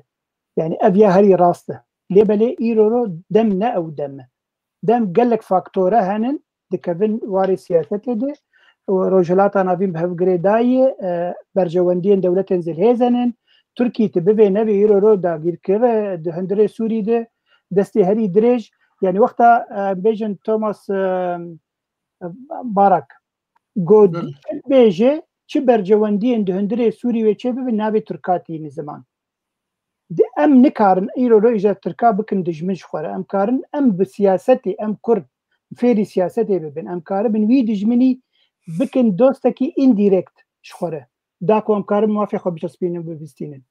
دي ساجات بيجم سيجنالك قالكي باش بو كردا اخافتني سماوي حق كرد ديما زيرك بن او شام دا قلت الشامي ببلكا خو هرن هر وكيل يجي ويجي بين زمان انه افسق في مي دي بيشروجي دي اگر ولاتك ديمقراط لسوريا تشيبو تشتيقو امبن اناتوميش بو كرداي هرمي ما امي دسلا داربن زماني ما دستورا ما هبه امي يكجي سروكين ابي حرسي تشتابن بوزيري ما شار وزيري ما حرصال حردم ويدنا حكومه يدبر قالك في بيجن افجي بلقاك باشا بوزيتيف قبكار بينه بلقاك باشا لنا تماما دبي على زانه لنا تماما ما مسته كاكماهين دبيجه هجر كاكماهين دي سماهين شيخاني دبيجه بري انا قالك يعني شان دايا كردي دوزا مثلا نافي كردا نافي بجمهوريه ببوري نافي دولتي نافي بكومارا عربيه سوري نافي كومارا سوري بكبري دستور دبي ما في كردات تبي بمسو كركرين دبي نتوا كرد بيب نافكرين وكنا توا دوامين لسوري بيب نافكرين دبي فين مثلا نقاش بكده نسنلك الراس دبي معين كومنتارك ابو يا دكتور محمود عباس دوسي مي هجا او هريمن كردي داخبه دبيجي نا ابو بريا بيا كك بلال بو اوجي تشتكي راس دبيجي كك دكتور عباس شدجي بمسألة جغرافيا كردي هەرێمی کوردی لێ سووریا بچ رەنگی وێ بێ چارەسەرکردن و مافێ بچ رەنگی ئەگەر ئەم بێ حکوومەتە یا دەمکی ئەم باخبن تریتی رو گوتن یعنی ئەو شاندا کوردی یا گۆی هەرژی وێ دۆزا هەرێما کوردی یەک پەرچەوە گوت بێژن بە هەورێ چ هەرێما جەزیرە کۆبانی عەفرینێ دەبێت یەک هەرێمی بۆ گوت بێژن بێ ئاخافتن ئەم یەک زمانی بێ ئاخافتن سەر هەرسی هەرێما هاد مسألة براسيجي بالكيش وفا دكتور محمود عباس تين الزمان دبي قال لك ناكوكيك دبي مسألة هي للجموع بكيماني تيتا ديالوج أدنى برا هسدي وحكومتها شرع تشيبو لسر عفرينة وسر كانية جو تركا أب مسألة راوستان كوتي بسكن أنا دماوية وخلكي فجرن ومكارب دست خوجي بكشينن لتشتكي بالكيش شيبو كك ميرزا دبي شردنا برا إسرائيل وإيران وقوتية أمي لشكري خو حميجي سوري فكشينن تركا قوتية دبقو تشتك بقوم السريك تركيا أم حاضر بن بجبو شر بعسكري خوجي سوري بكشينن دبيجن تقول أعلام راقا عندنا تركي ما هو أخوان وعسكري خو بكشينن جي سوري بلي البجمع مجار بس أجرنا دي وقت ما تيرنك جبوي مجار جي سباس لي ام مجار جي نقاشه مرت كرا قالك او قال سر نقاش بك ام درباز بن عزمون شاگردان مگوتیه عزمون شاگردان زان اول 12 ساله پشت 2012 کرد د مکتب خدا د زانکوی خدا د اوکی خدا کردی تخونن و گل جوان زانکوی قدام دونه ل وک دیپلوما وک شهاده حتی انها به اعتراف نهات بکرن لانها به دانستاندن هسدی یا جی بیجن مظلوم عبدی و او که شامه او مافتانه که او کتنه که لسوریه لگور سیستم وان او شهاده ورن قبول کرن للور بمن دو تشت هیاتی دا حتی انها بلکی بالا کسی نکشنده یا جی چما کس لسروی نا آخفیه گلو دوی دا جوان را نگوتن هونوان زانکویا چما وقت زانکویا کی کردستانی قبول ناکن یا جی وقت زانکویا کی کردی قبول ناکن وی ناخر رسمیتی که او دیپلوما او شهاده جی وقت ای کرده وقت ای او کی ورا قبول کرن اگر که هون دبیجن ام دولتا کن دونه تواب پیکتن یا جی با آواکی تن از ویا هماج برز دکتور دپرسم اگم بکار بهنه کسا کرد و کرمانجی برسل بدن دی باشتا أنا زب كردي بيجم قال لك كرد روج أواي كردستاني استاتوا خود دستينه وكهرما روج أواي كردستاني وأو خواندواني بكردي خواندنه والشهادة وانجي بي اعتراف كرن يا أم بشامير الهف بكن وشخول الهف كرن ويتشي ببي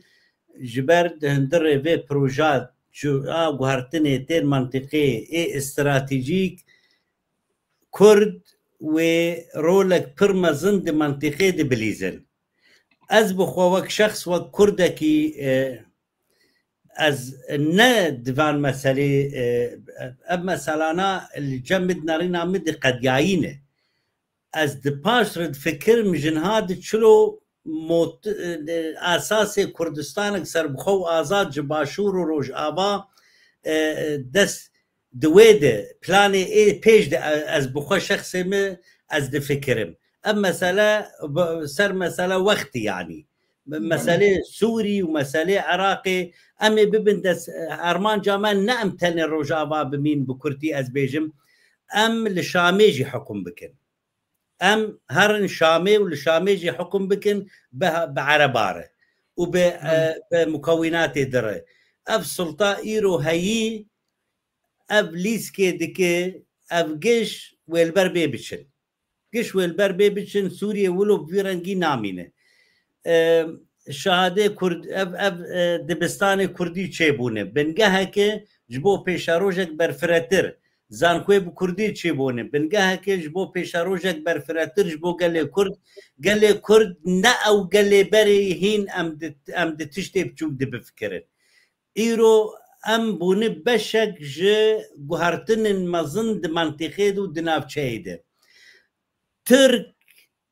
وعرب وفارس اي دولتي خوال سر پشتا كردا آوا كريه وتفكوجي وجينوسايد ده حق خزايا وبشر كرد كريه إيرو هون دبينن وك أنا وآني زمان بيتشلو نزيكاي الكرد كي جبر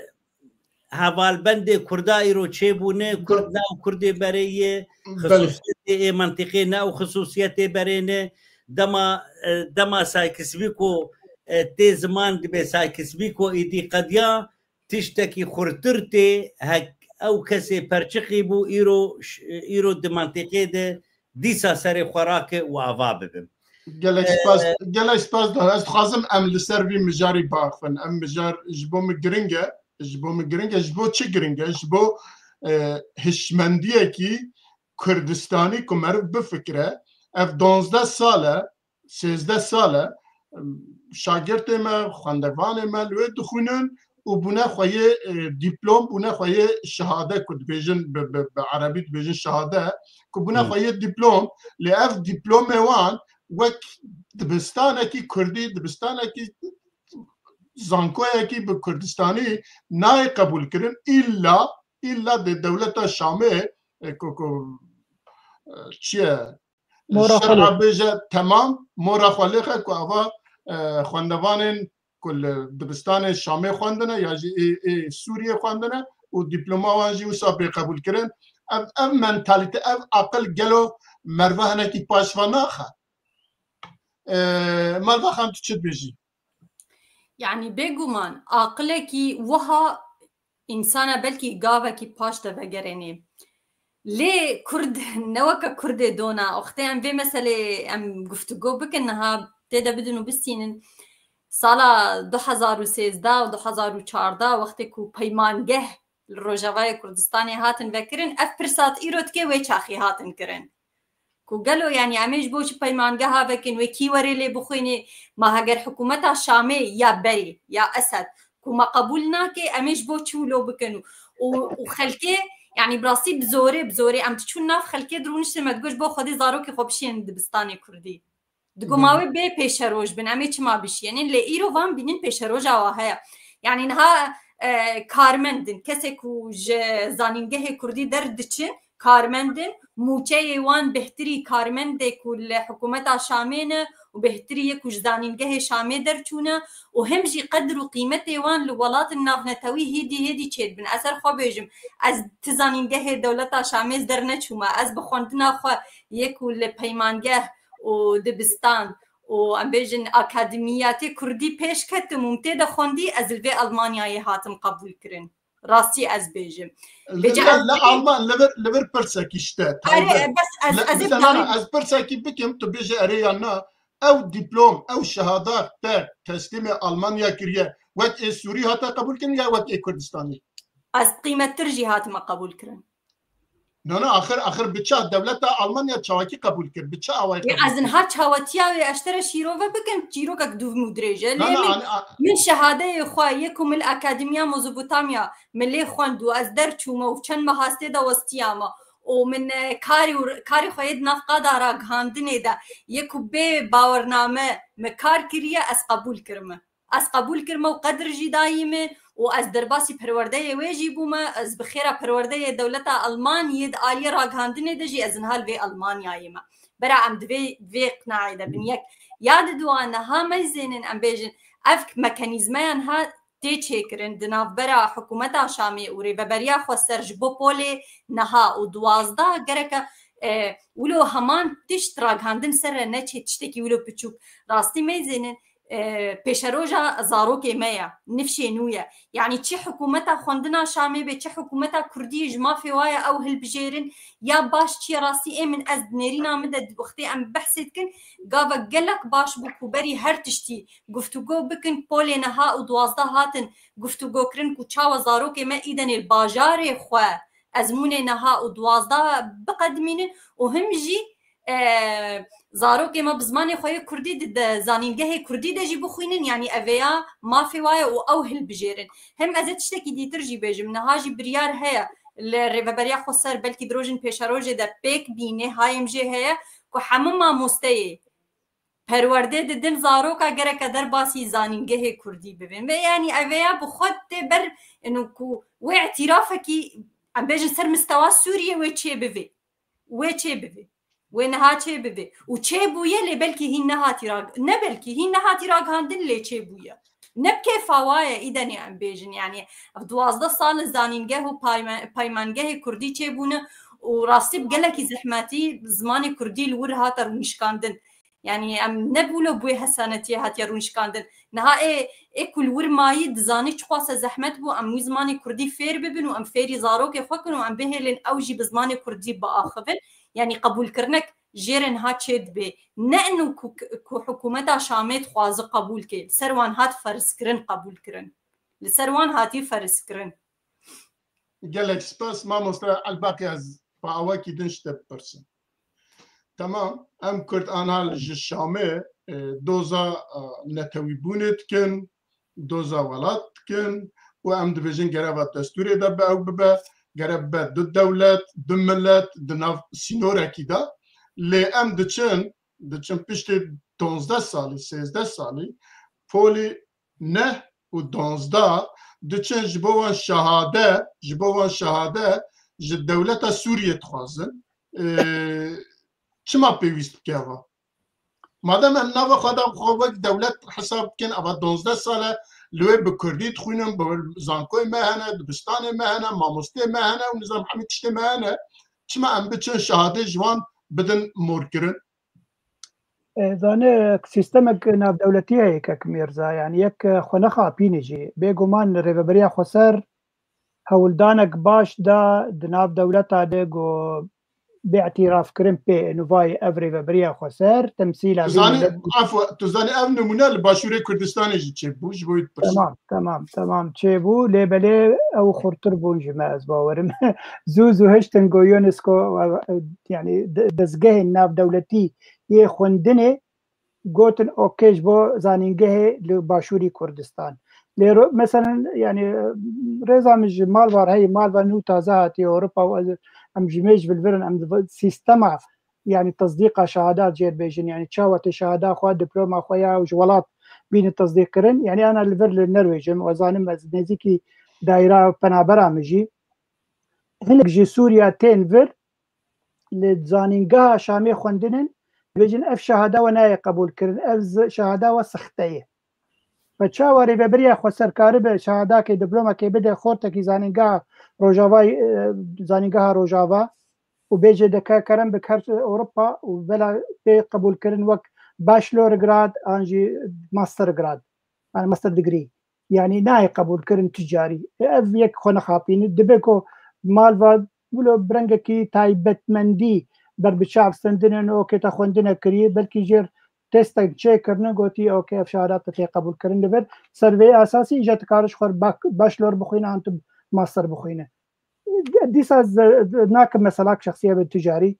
ریوبریا خسر کار کرد يعني براسي دقلك دولتها دريا بو اعترافك بيكرن وبو خندنا ويجي بيكرن يرو اب مثلا ازمونا نه ودوازدا كميرا هجر زانه شاگرت المج قامشلو دچون شامل ورز ازمونا خو تقديم پیشکش دکرن ابجي يعني جرام بوجبو ملتي ما جرام بوجبو قسم هجار يگو نك پر جماعتنا نگو شاگرت خو بولي نها بولي دوازدا بشينه وبزبان عربي نفس زبان كردي ها يعني قالك ابجي جبو تماشوانا زانبن يعني قسي قوي هر ازمونا خاين دورو القامش لو تقديم بك بنفس زماني كردي بزمان عربيه تشد بولا نها تشد بولا دوازدا وتشتكي بالكش هي 7000 شاگرد يرو و مثلا هاتي دسخستن قول هريم اخو ازمونا خو پیشکش بكن بيگو من مثلا هيدي يعني ديسا ما مست پیشکش کردن ديسا بزمان عربيه هرچند هريم اخو هجي زمان عربيه اگر نراز بلا مالفا انجي دكتور ازغارج مر سراز بكن تشتي بالكش هي يعني يورو جرك افشان دا كرديه بوهرور دوزا حمید شتی خوبکه و دوزا وی خوندنا 12 سال آن 13 سال بزمان کردی ویجیج حکومت شرع بخوازن انه هريما ما تایبەتمەندیە کوێ هەیە مە بزمانی کوردی خوندیە زانینگەهێ مەهێنن گەرەک ئەو اعتراف بێکردن و بگومانە من یعنی گەرەک بێژن divê zanîngehek bi zimanê Kurdî li herêmên Kurdî hebe yani ev doz gerek bêkirin ev gava pêşî û gavek serkeftî bi rêveberiya Xweser ew di pêşiye di civîna pêşî diya rêveberiya Xweser digel hikûmeta şerê de ev qezenc kirin qezencek gelekî balkêşê herêkek Doktor Rizgar dibe tiştên gelkî mezin em bi hizir dikin ev tişkî biçûk na ev tiştê biçûk ev bingeha pêşeroja me ye pêşeroja zarokê me ye heftê hezar şagirt wexta li herêma Kurdî karibin ezmûna xwe bi derbas bikin ve bibin şagirtên zanîngeha bibin şagirtên paymangehên bilind ve ew pêşeroja milletê Sûrî bikin û pêşeroja Rojavayê Kurdistanê bikin belê kek Mirza belê gelek spas ez dibêjim eva bes e wextê me hêdî diçe di mijarê me hene ez em wana jî biaxin egem bikarbin eger mêvanê me tiştekî din nebêjin servî mijarê nîne baş ew çaxa me biçin ser mijara xwe çara wek mamosta Elbaqî jî çend car ew axaftinê xwe de behsa Tom Berak kir li ser axaftinê wî daxwazê wî gotinê wî ku bi şer'a re dema bi şer'a re daniştandin li Şamê ew kirine û axifîne li wê helbet hinek tişta gotiye ku gere mafê Kurda tê de destûrê de were misoger kirin û her wiha wextê ku her du heyet li ba hev rûtin gere dewletên dinê wek Amerîka û Fransa û Tirkiye jî li gel be دوێ دا بەعسا مافا کiriye lê bidî maf çine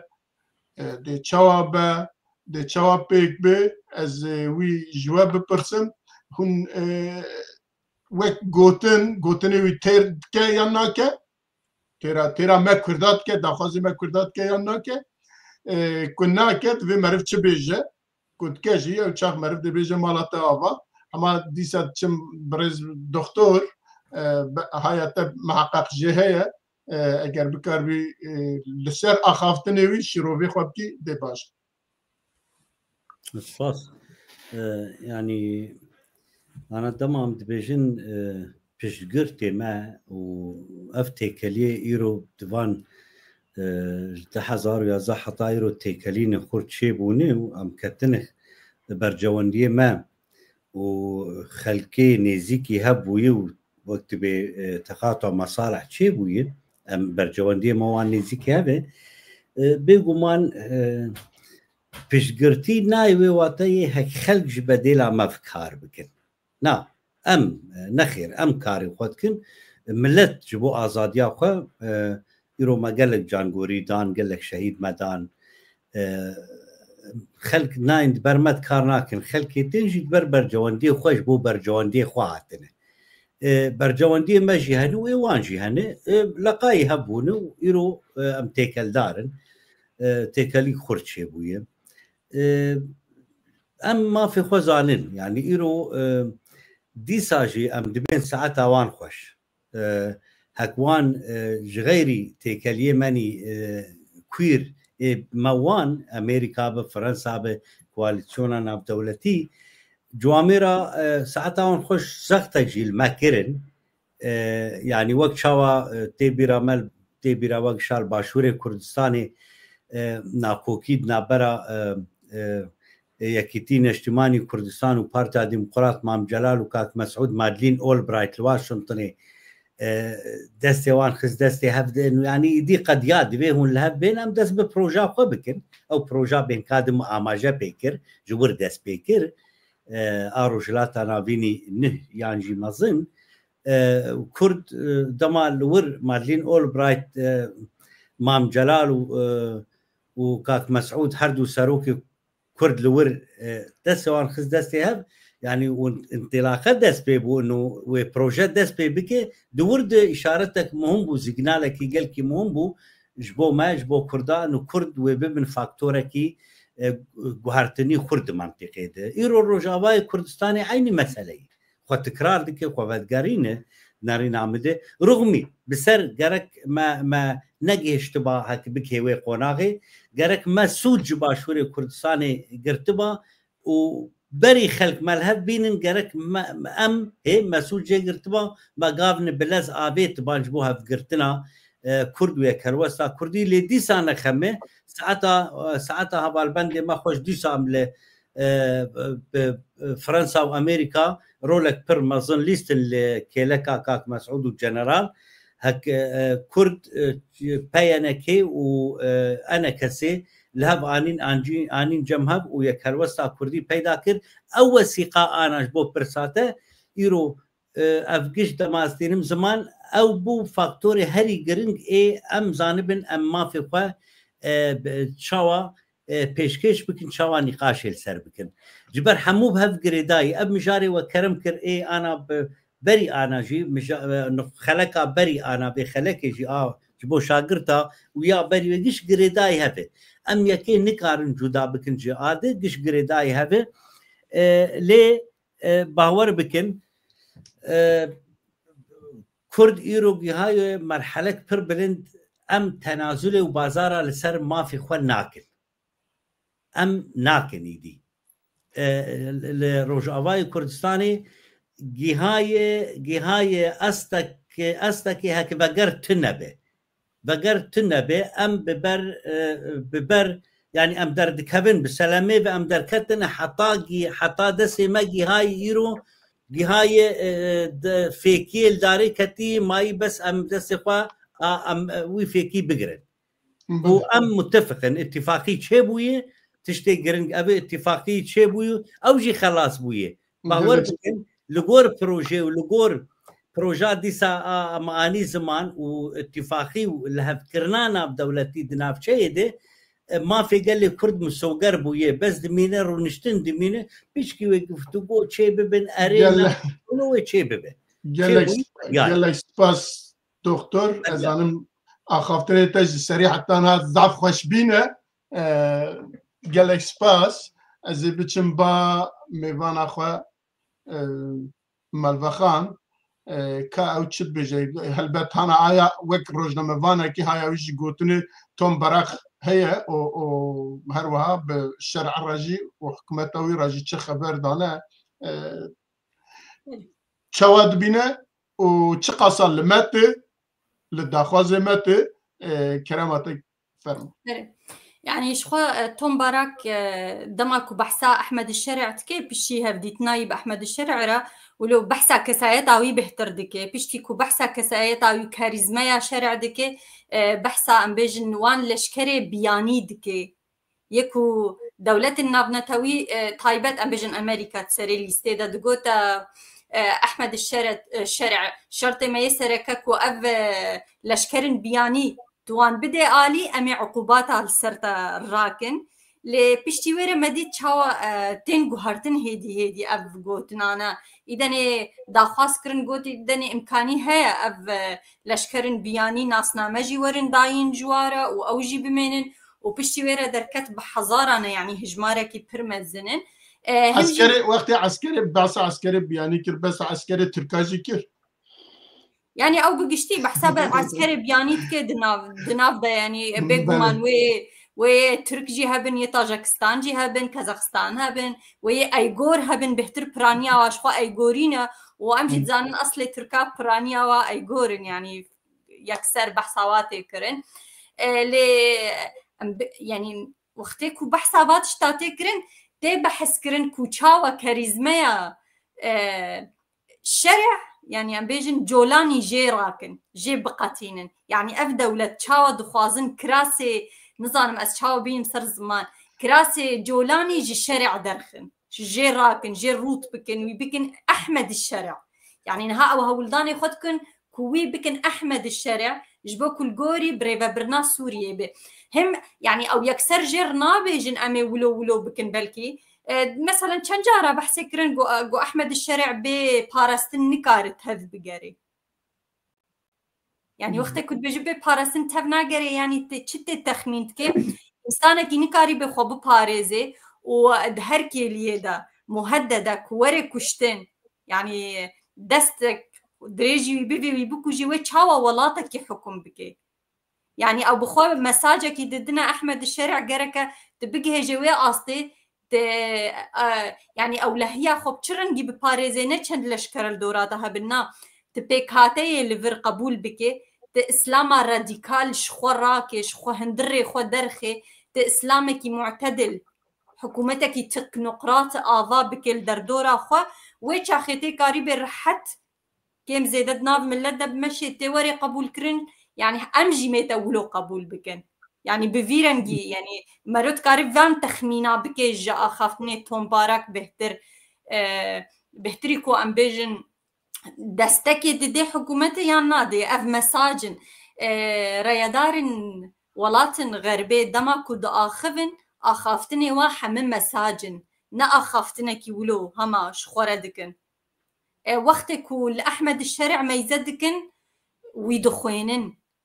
روي ويدخوينن جافي ويدخوينن دستي ويدخوينن كسي دردورا ويدخوينن بججبولو وقتك وتشغوتنا كي جيردكن أو مساجك ويدخوينن يعني مديجي سروكا وزيرا درفيا ألمانيا يدما كوچو ور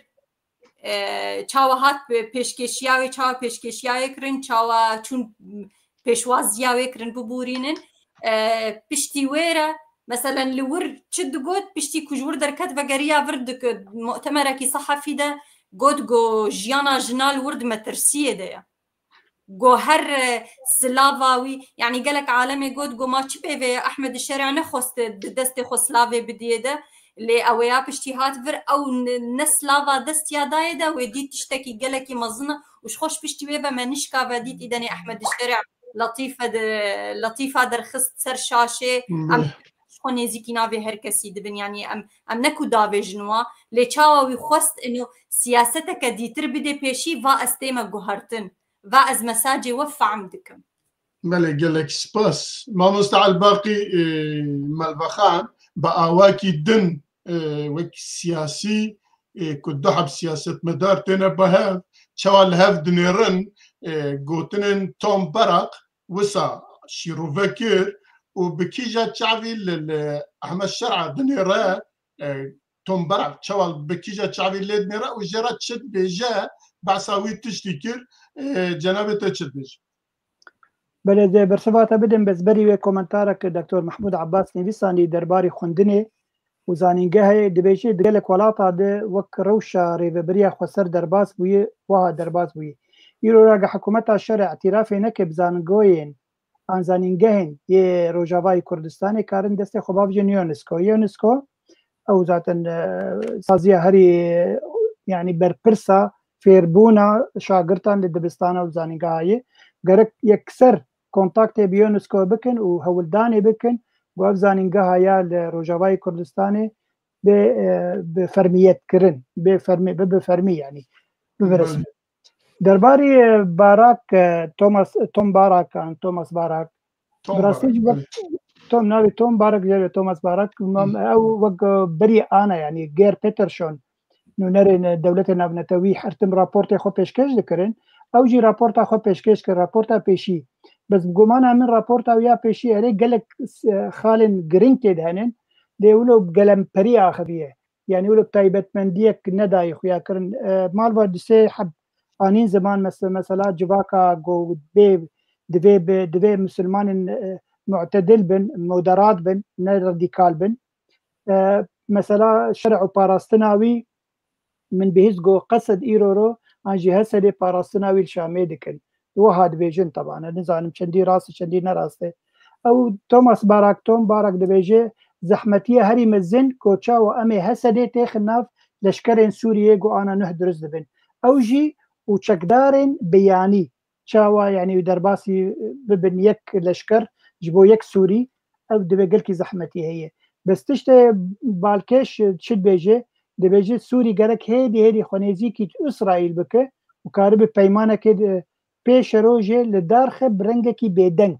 بیدنگی به مسئله بر او هزن دورا شرع کسن رادیکالن اسرائیل جی قبول ناکن او پیشکتنا وگو بیجن یا شکلی جی یا فرمی جی شرع و هاویر دورا شرع ویجی قبول ناکن دخوازن جی شرع ولو برنگکی دیپلماسی بوار دانستندنی بکه و اگر دانستندنک به اسرائیل جی بکه بیدنگی به یعنی هر تشتکی گلکی بالکش بو دوی مسئله ده مثلا پیکاتی انجی کم نتوان دویجد به ما فیوای چاندهی عرف و عادات و تقالید و کلتور و به پاراستن لبره ولو بهور بینی سر نسکنی از مثلا يعني دبوا مثلا زمان به يعني زمان كردي خلاص او بفي نفن و بفي فرمي برنگا كجرنگا يكار زمان خود پیش بخينه لبله چندي و به چسپاندن دبستان او زاننگا و دائره دولته و از يعني افجد و كاركي باش بسر کرن گوتنا داوید بجد و چندي آلیکاریا اکونومی گوش سوریا نه کرن او گروپن رادیکال ويرولا خباش بستينن وكاربن في حكم إيرو لسوريا هي وكاربن وتنبكن يعني هنك مترسية دخو ياكرن ليبلي بو درباري ما في النتوان قال لك يسر نارا وسته بهور بيني سر ناسا كنه او دبيجي ما في وايه دبي حمي بيكاتي چاند اخو بيك بينن كولتور اخو بيك بينن يعني مساجة راسي قال لك بالكيش بو ام وكرد قالك هاگه كونتاكتك ما هبد بيشروجي ده هاگه الشرع درفتي نده ام هرم بوير رولين او خديه برياري ايرو يعني امريكا تخوازه و سوريا تخ بندستي خودج و كنترول بري وسيستما بري ويا روسيا ودولت نولو اشتراكي دركبه ايرو كسي جو كارب سوريا تشتكي د سوريا دبكه جبو قنجيا سوريا ره وجبو كسي سوريا و امريكا به ديما كار كونتاكت ام بيرا بديرك دايركتور جو بشرع ره جبر او كار بشرع ره وكارب تركي جيبه جبر او دزانه چه مسئله کردی لهندری روجاوای کردستان یعنی سوریا چه ببه و ترکیه هنکی عاجز بونا خو بده خویا کرن ببه نوی کارب برنگ گیرن به لیبلی افتون باراک جبرگو سفیر جبالیوزگا خانه امریکا لترکیه بو او کار يعني منتاليتيت انجي سايكولوجيا تركا بخوينه بچرنگي كارب ما في كردا لسوريا بيك ورينا بله دي صار بيجم غير كونتاكت ام بيرابه نب شرع ده اگر شرع قبول نكو نخواز بكردار روني غرك وهرنجم لا دبي كرد بكاربن بهر كسي رونين كارن وك خد باخفن بس انا كارن لازم تشتكي بيش يعني هرتم شكردا چه هاتیه خواستن د دیرو که دا شکردا هاتیه خواستن يعني ام تايبت بيجن كرد روجاوا ام بحثا خوكن ام پردريج دور نچن يعني مثلا دولتن كو نه تكلياوان بإسرائيل رنا باشا جوا هاتية خواستن كو نبن هوالي إسرائيلي دولتن كو تكلياوا بتركيا رنا خوشا جوا هاتي خواستن شكردي روجاوا را از بيجم تكلياوا بتركيا رتنبي يان تكلياوا بفلسطين رتنبي يان بأمريكا را لينها وقت بيجن جوك د لیستگاه هاتا کردا دیا كو كرد زانبن تيدا بليزن باشتر بليزن إذن أوي بري خو بدن دجمناجي يعني نتهني ويب هوالي خورابن يعني دجمني هوالي خو مرت كاري وي بكي هوالي خوجي تشتكي ولوجي مرت كاري واز بقي كرد إذن قابي خود في آلي دا آويتنا يعني بلكي ناش كراجيبه للباش پردايا قابن ولو هاتنا آويتن يعني ما بس هاتا دجمن هوالي دبه هوال چما نابه هوال ما چما قو دجمني ويا يا مچيه بفي دجمني من بله ازانم 10 دقیقه ممانه و مجارك ما گرنگ مایا قالوا ام بكاربن لسروي باخفن انا زانم بكورتي هرنا حد يك بكورتي دكتور رز بكورتي بغدا 2 دقيقه ترى كسينا جبو ام كرت بكن ام كرد نزانن كن بكن لا كرد زانن كرد بكن ل مجار مزنه يعني مجار ما انها باندورا شر اسرائيل وايران لسر سوريا والرجاوي كردستان يعني ام بعث الشر اسرائيل و سوريا يعني بيجن هلال الشيعة ودس بكر اسرائيل بيشي دس بكر او بيوندين ايران كش درو دور خو هدي صافي بك حتى وانا صافي كر كو انها اديت قوتك وان هزك كو ايران بكار بل سروان تشتكي بك نمايا باشي اجا دوی او که هادا کو گوتبون جبو چکن چت بجنجر اتمی 6 روز دابونه پشت 6 روز روزا 61 او ایریش بکه اگه قبول نکه و روزا 61 جی ایریش که و او 4 روز شروان بردوامن لجبو سوریه و ما مستعل باقي هجا قهدار یک دا که ترکیه که به تو آوای او کنبو که عسکری خواه جوه بکشنه ام درد 40 سالی دا بکو ام جوه در بخن وانها خیره وان و عسکری خواه جوه بکشنه از نابجم جبو که جو که بکشنه ادویجم او جب موشکی که داویجن دیم که سر عسکری وان جبر که هوای سوریه بیا میدان شر ایران و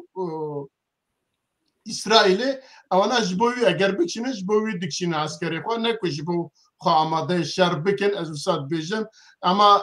دکتر جباته 2 دقیقه انا كيمي 2 دقيقة تمام اف شري انا دبي يعني لسوريا دي دقو هرتني مازن شيبون ناف دولتي روسيا جقاب السوفيت حتى انا دا سلا دار بو ايرو امريكا والدا سلا دار غرب نا علي شرق والاقليمي هرميجي جقاب حافظ اسد هاتيه حتى بشار شويه ايران بو ايران جي تشو اوجي غوارتن مازن شيبون باندورا اف غوارتن اف شري اسرائيلي هك ام زانبن باش دي سازي بيجم نهك ام زانبن از خوازم بزلالي بيجم ايرو كرد زانن كار بكن زانن بشغلن تشتي كرد دبن طاولي دكن تشن برمزنن نلسر طاولي كسنابينه و ام بابغو هرتني تير بري من ند بايدي ام ببارن وساعتها وخش قال سباس دكتور جبو اخافتن انت برز مالواخان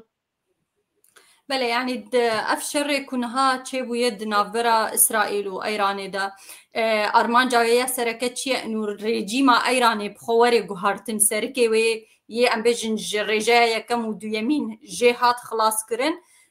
ج سالا باروا بري 2 سالان و دست بكريا ونهايه رجايه يمين يعني ام بيجن خطا سيا و چارا وي وان جي خلاص كن ريجيما كي نو تخوازن بدن افاكرين لايراني لسر شاكله كينو جبرچه ارضیاکی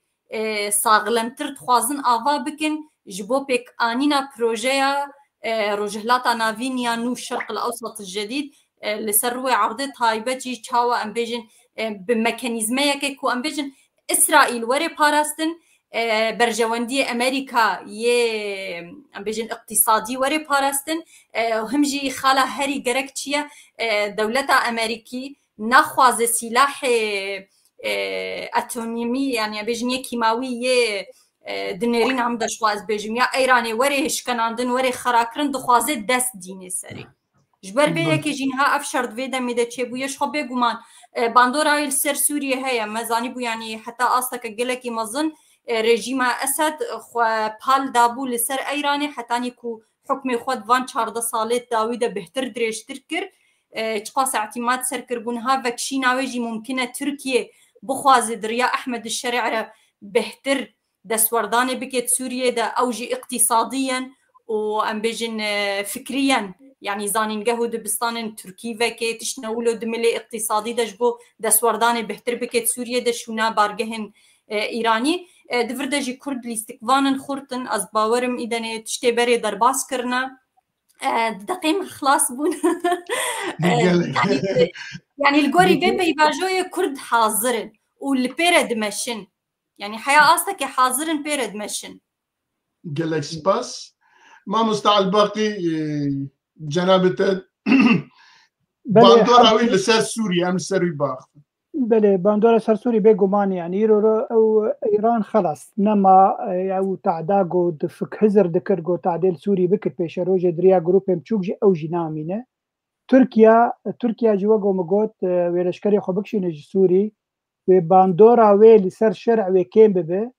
بيمانك ويتشي بدنا برا سوريا وإسرائيل يعني بيجومان وقوتشيبو إيرو إسرائيل إيرو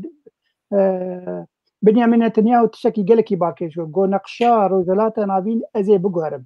ديما كو بلان هي جو بيجوهرتن وەگەر سووری اتفاقا خوا یعنی پەیمانە خوا دەگەل سووری بکرد ئیسرائیل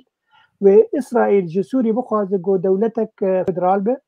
سووری دەولەتێک فدرال بێ وێ دەمێ مافێ کووردا بێگومان تێم سەوگەرکردن ji ber ئیسرائیل li Kurda nerin wek hevalbend ji xwe re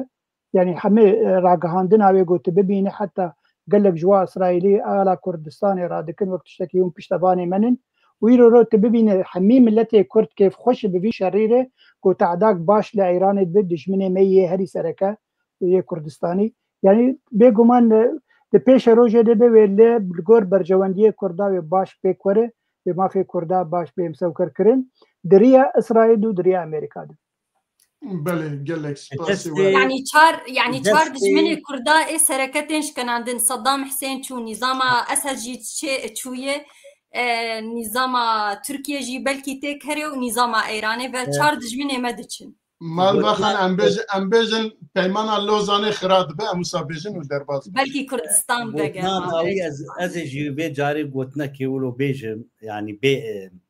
bê sînor em neb İsraîl û Amerîkan em bixwene em tineban û hêzê me tineba şoreşa Nemir Barzanî tineba nedgiha qonaxa hevalbendê mel başûr çêbin şoreşa Rojavayê Kurdistanê hevalbendê me çêkirin û îro Kurdê Rojhilat îro amadebûna wan ji van guhertina re ew jî nefs aynî ew hevalbendin Fransî û Amerîka ev jî giş ji salê 1960 proja Rojhilata navî îro berdewam e. Em naxwazim moralê te xira kim jî naxwazim moralê wî xirab rêxistinên me Rojhilatê Kurdistanê min ez ji nêzik ve wan re dim distînim heta ne tu amadekariyek wan tune ye. Ne me xelas kir du rêxistinê esasî her çarbeşê Kurdistanê hene ew îdare her çarbeşat kin û ew kesana bi Amerîka û Fransa û Tehalfa Duwelî re mutefahmin û bêj vê gotina dawî bêj bê İsraîl û Amerîka tenikar tiştekî bikin ez min em xilas dikin Azîzî deqekê me nekir Elî Kêbetê lê wextê rêzgar Qasim ana tineba nabê rêzgar di programê de we di wê neba Kurd heye şervanê Kurd heye siyasetmedarê Kurd heye hevalbendê me jî جوارة بيجم اللي أزيدكم من الشعر بيتا على كيف كرد بالقام اگه هون خوازم پشت برنامه خلاص به استودیو درنه کبن ام صحبت بکن باشه از گلکی سپاسی وقتیم برای دکتر رزگار و هر وها ملبخان از گلک که خوش بوم و به هاتنا و به شروعه و هر وها ما مستعد باقی سپاس بو جناب تجی و سپاس بو نوروزی که بعد 2 ساعته به دنگ داریم اجتماع پریوات و هر وها سپاس بو حمید بشتارن که بعد 2 ساعت به مرانه مالا و آوا حتی برنامه کی دن هم تب هفرا من خیر خوشیه ام هیوید کن سیستما ایران جی بروخه بلکی رژیم کی دن وره ام جی لوی بکاربن بگیجن مافی خواه و بخاطری و ایواره من نفش شباب سر خوشی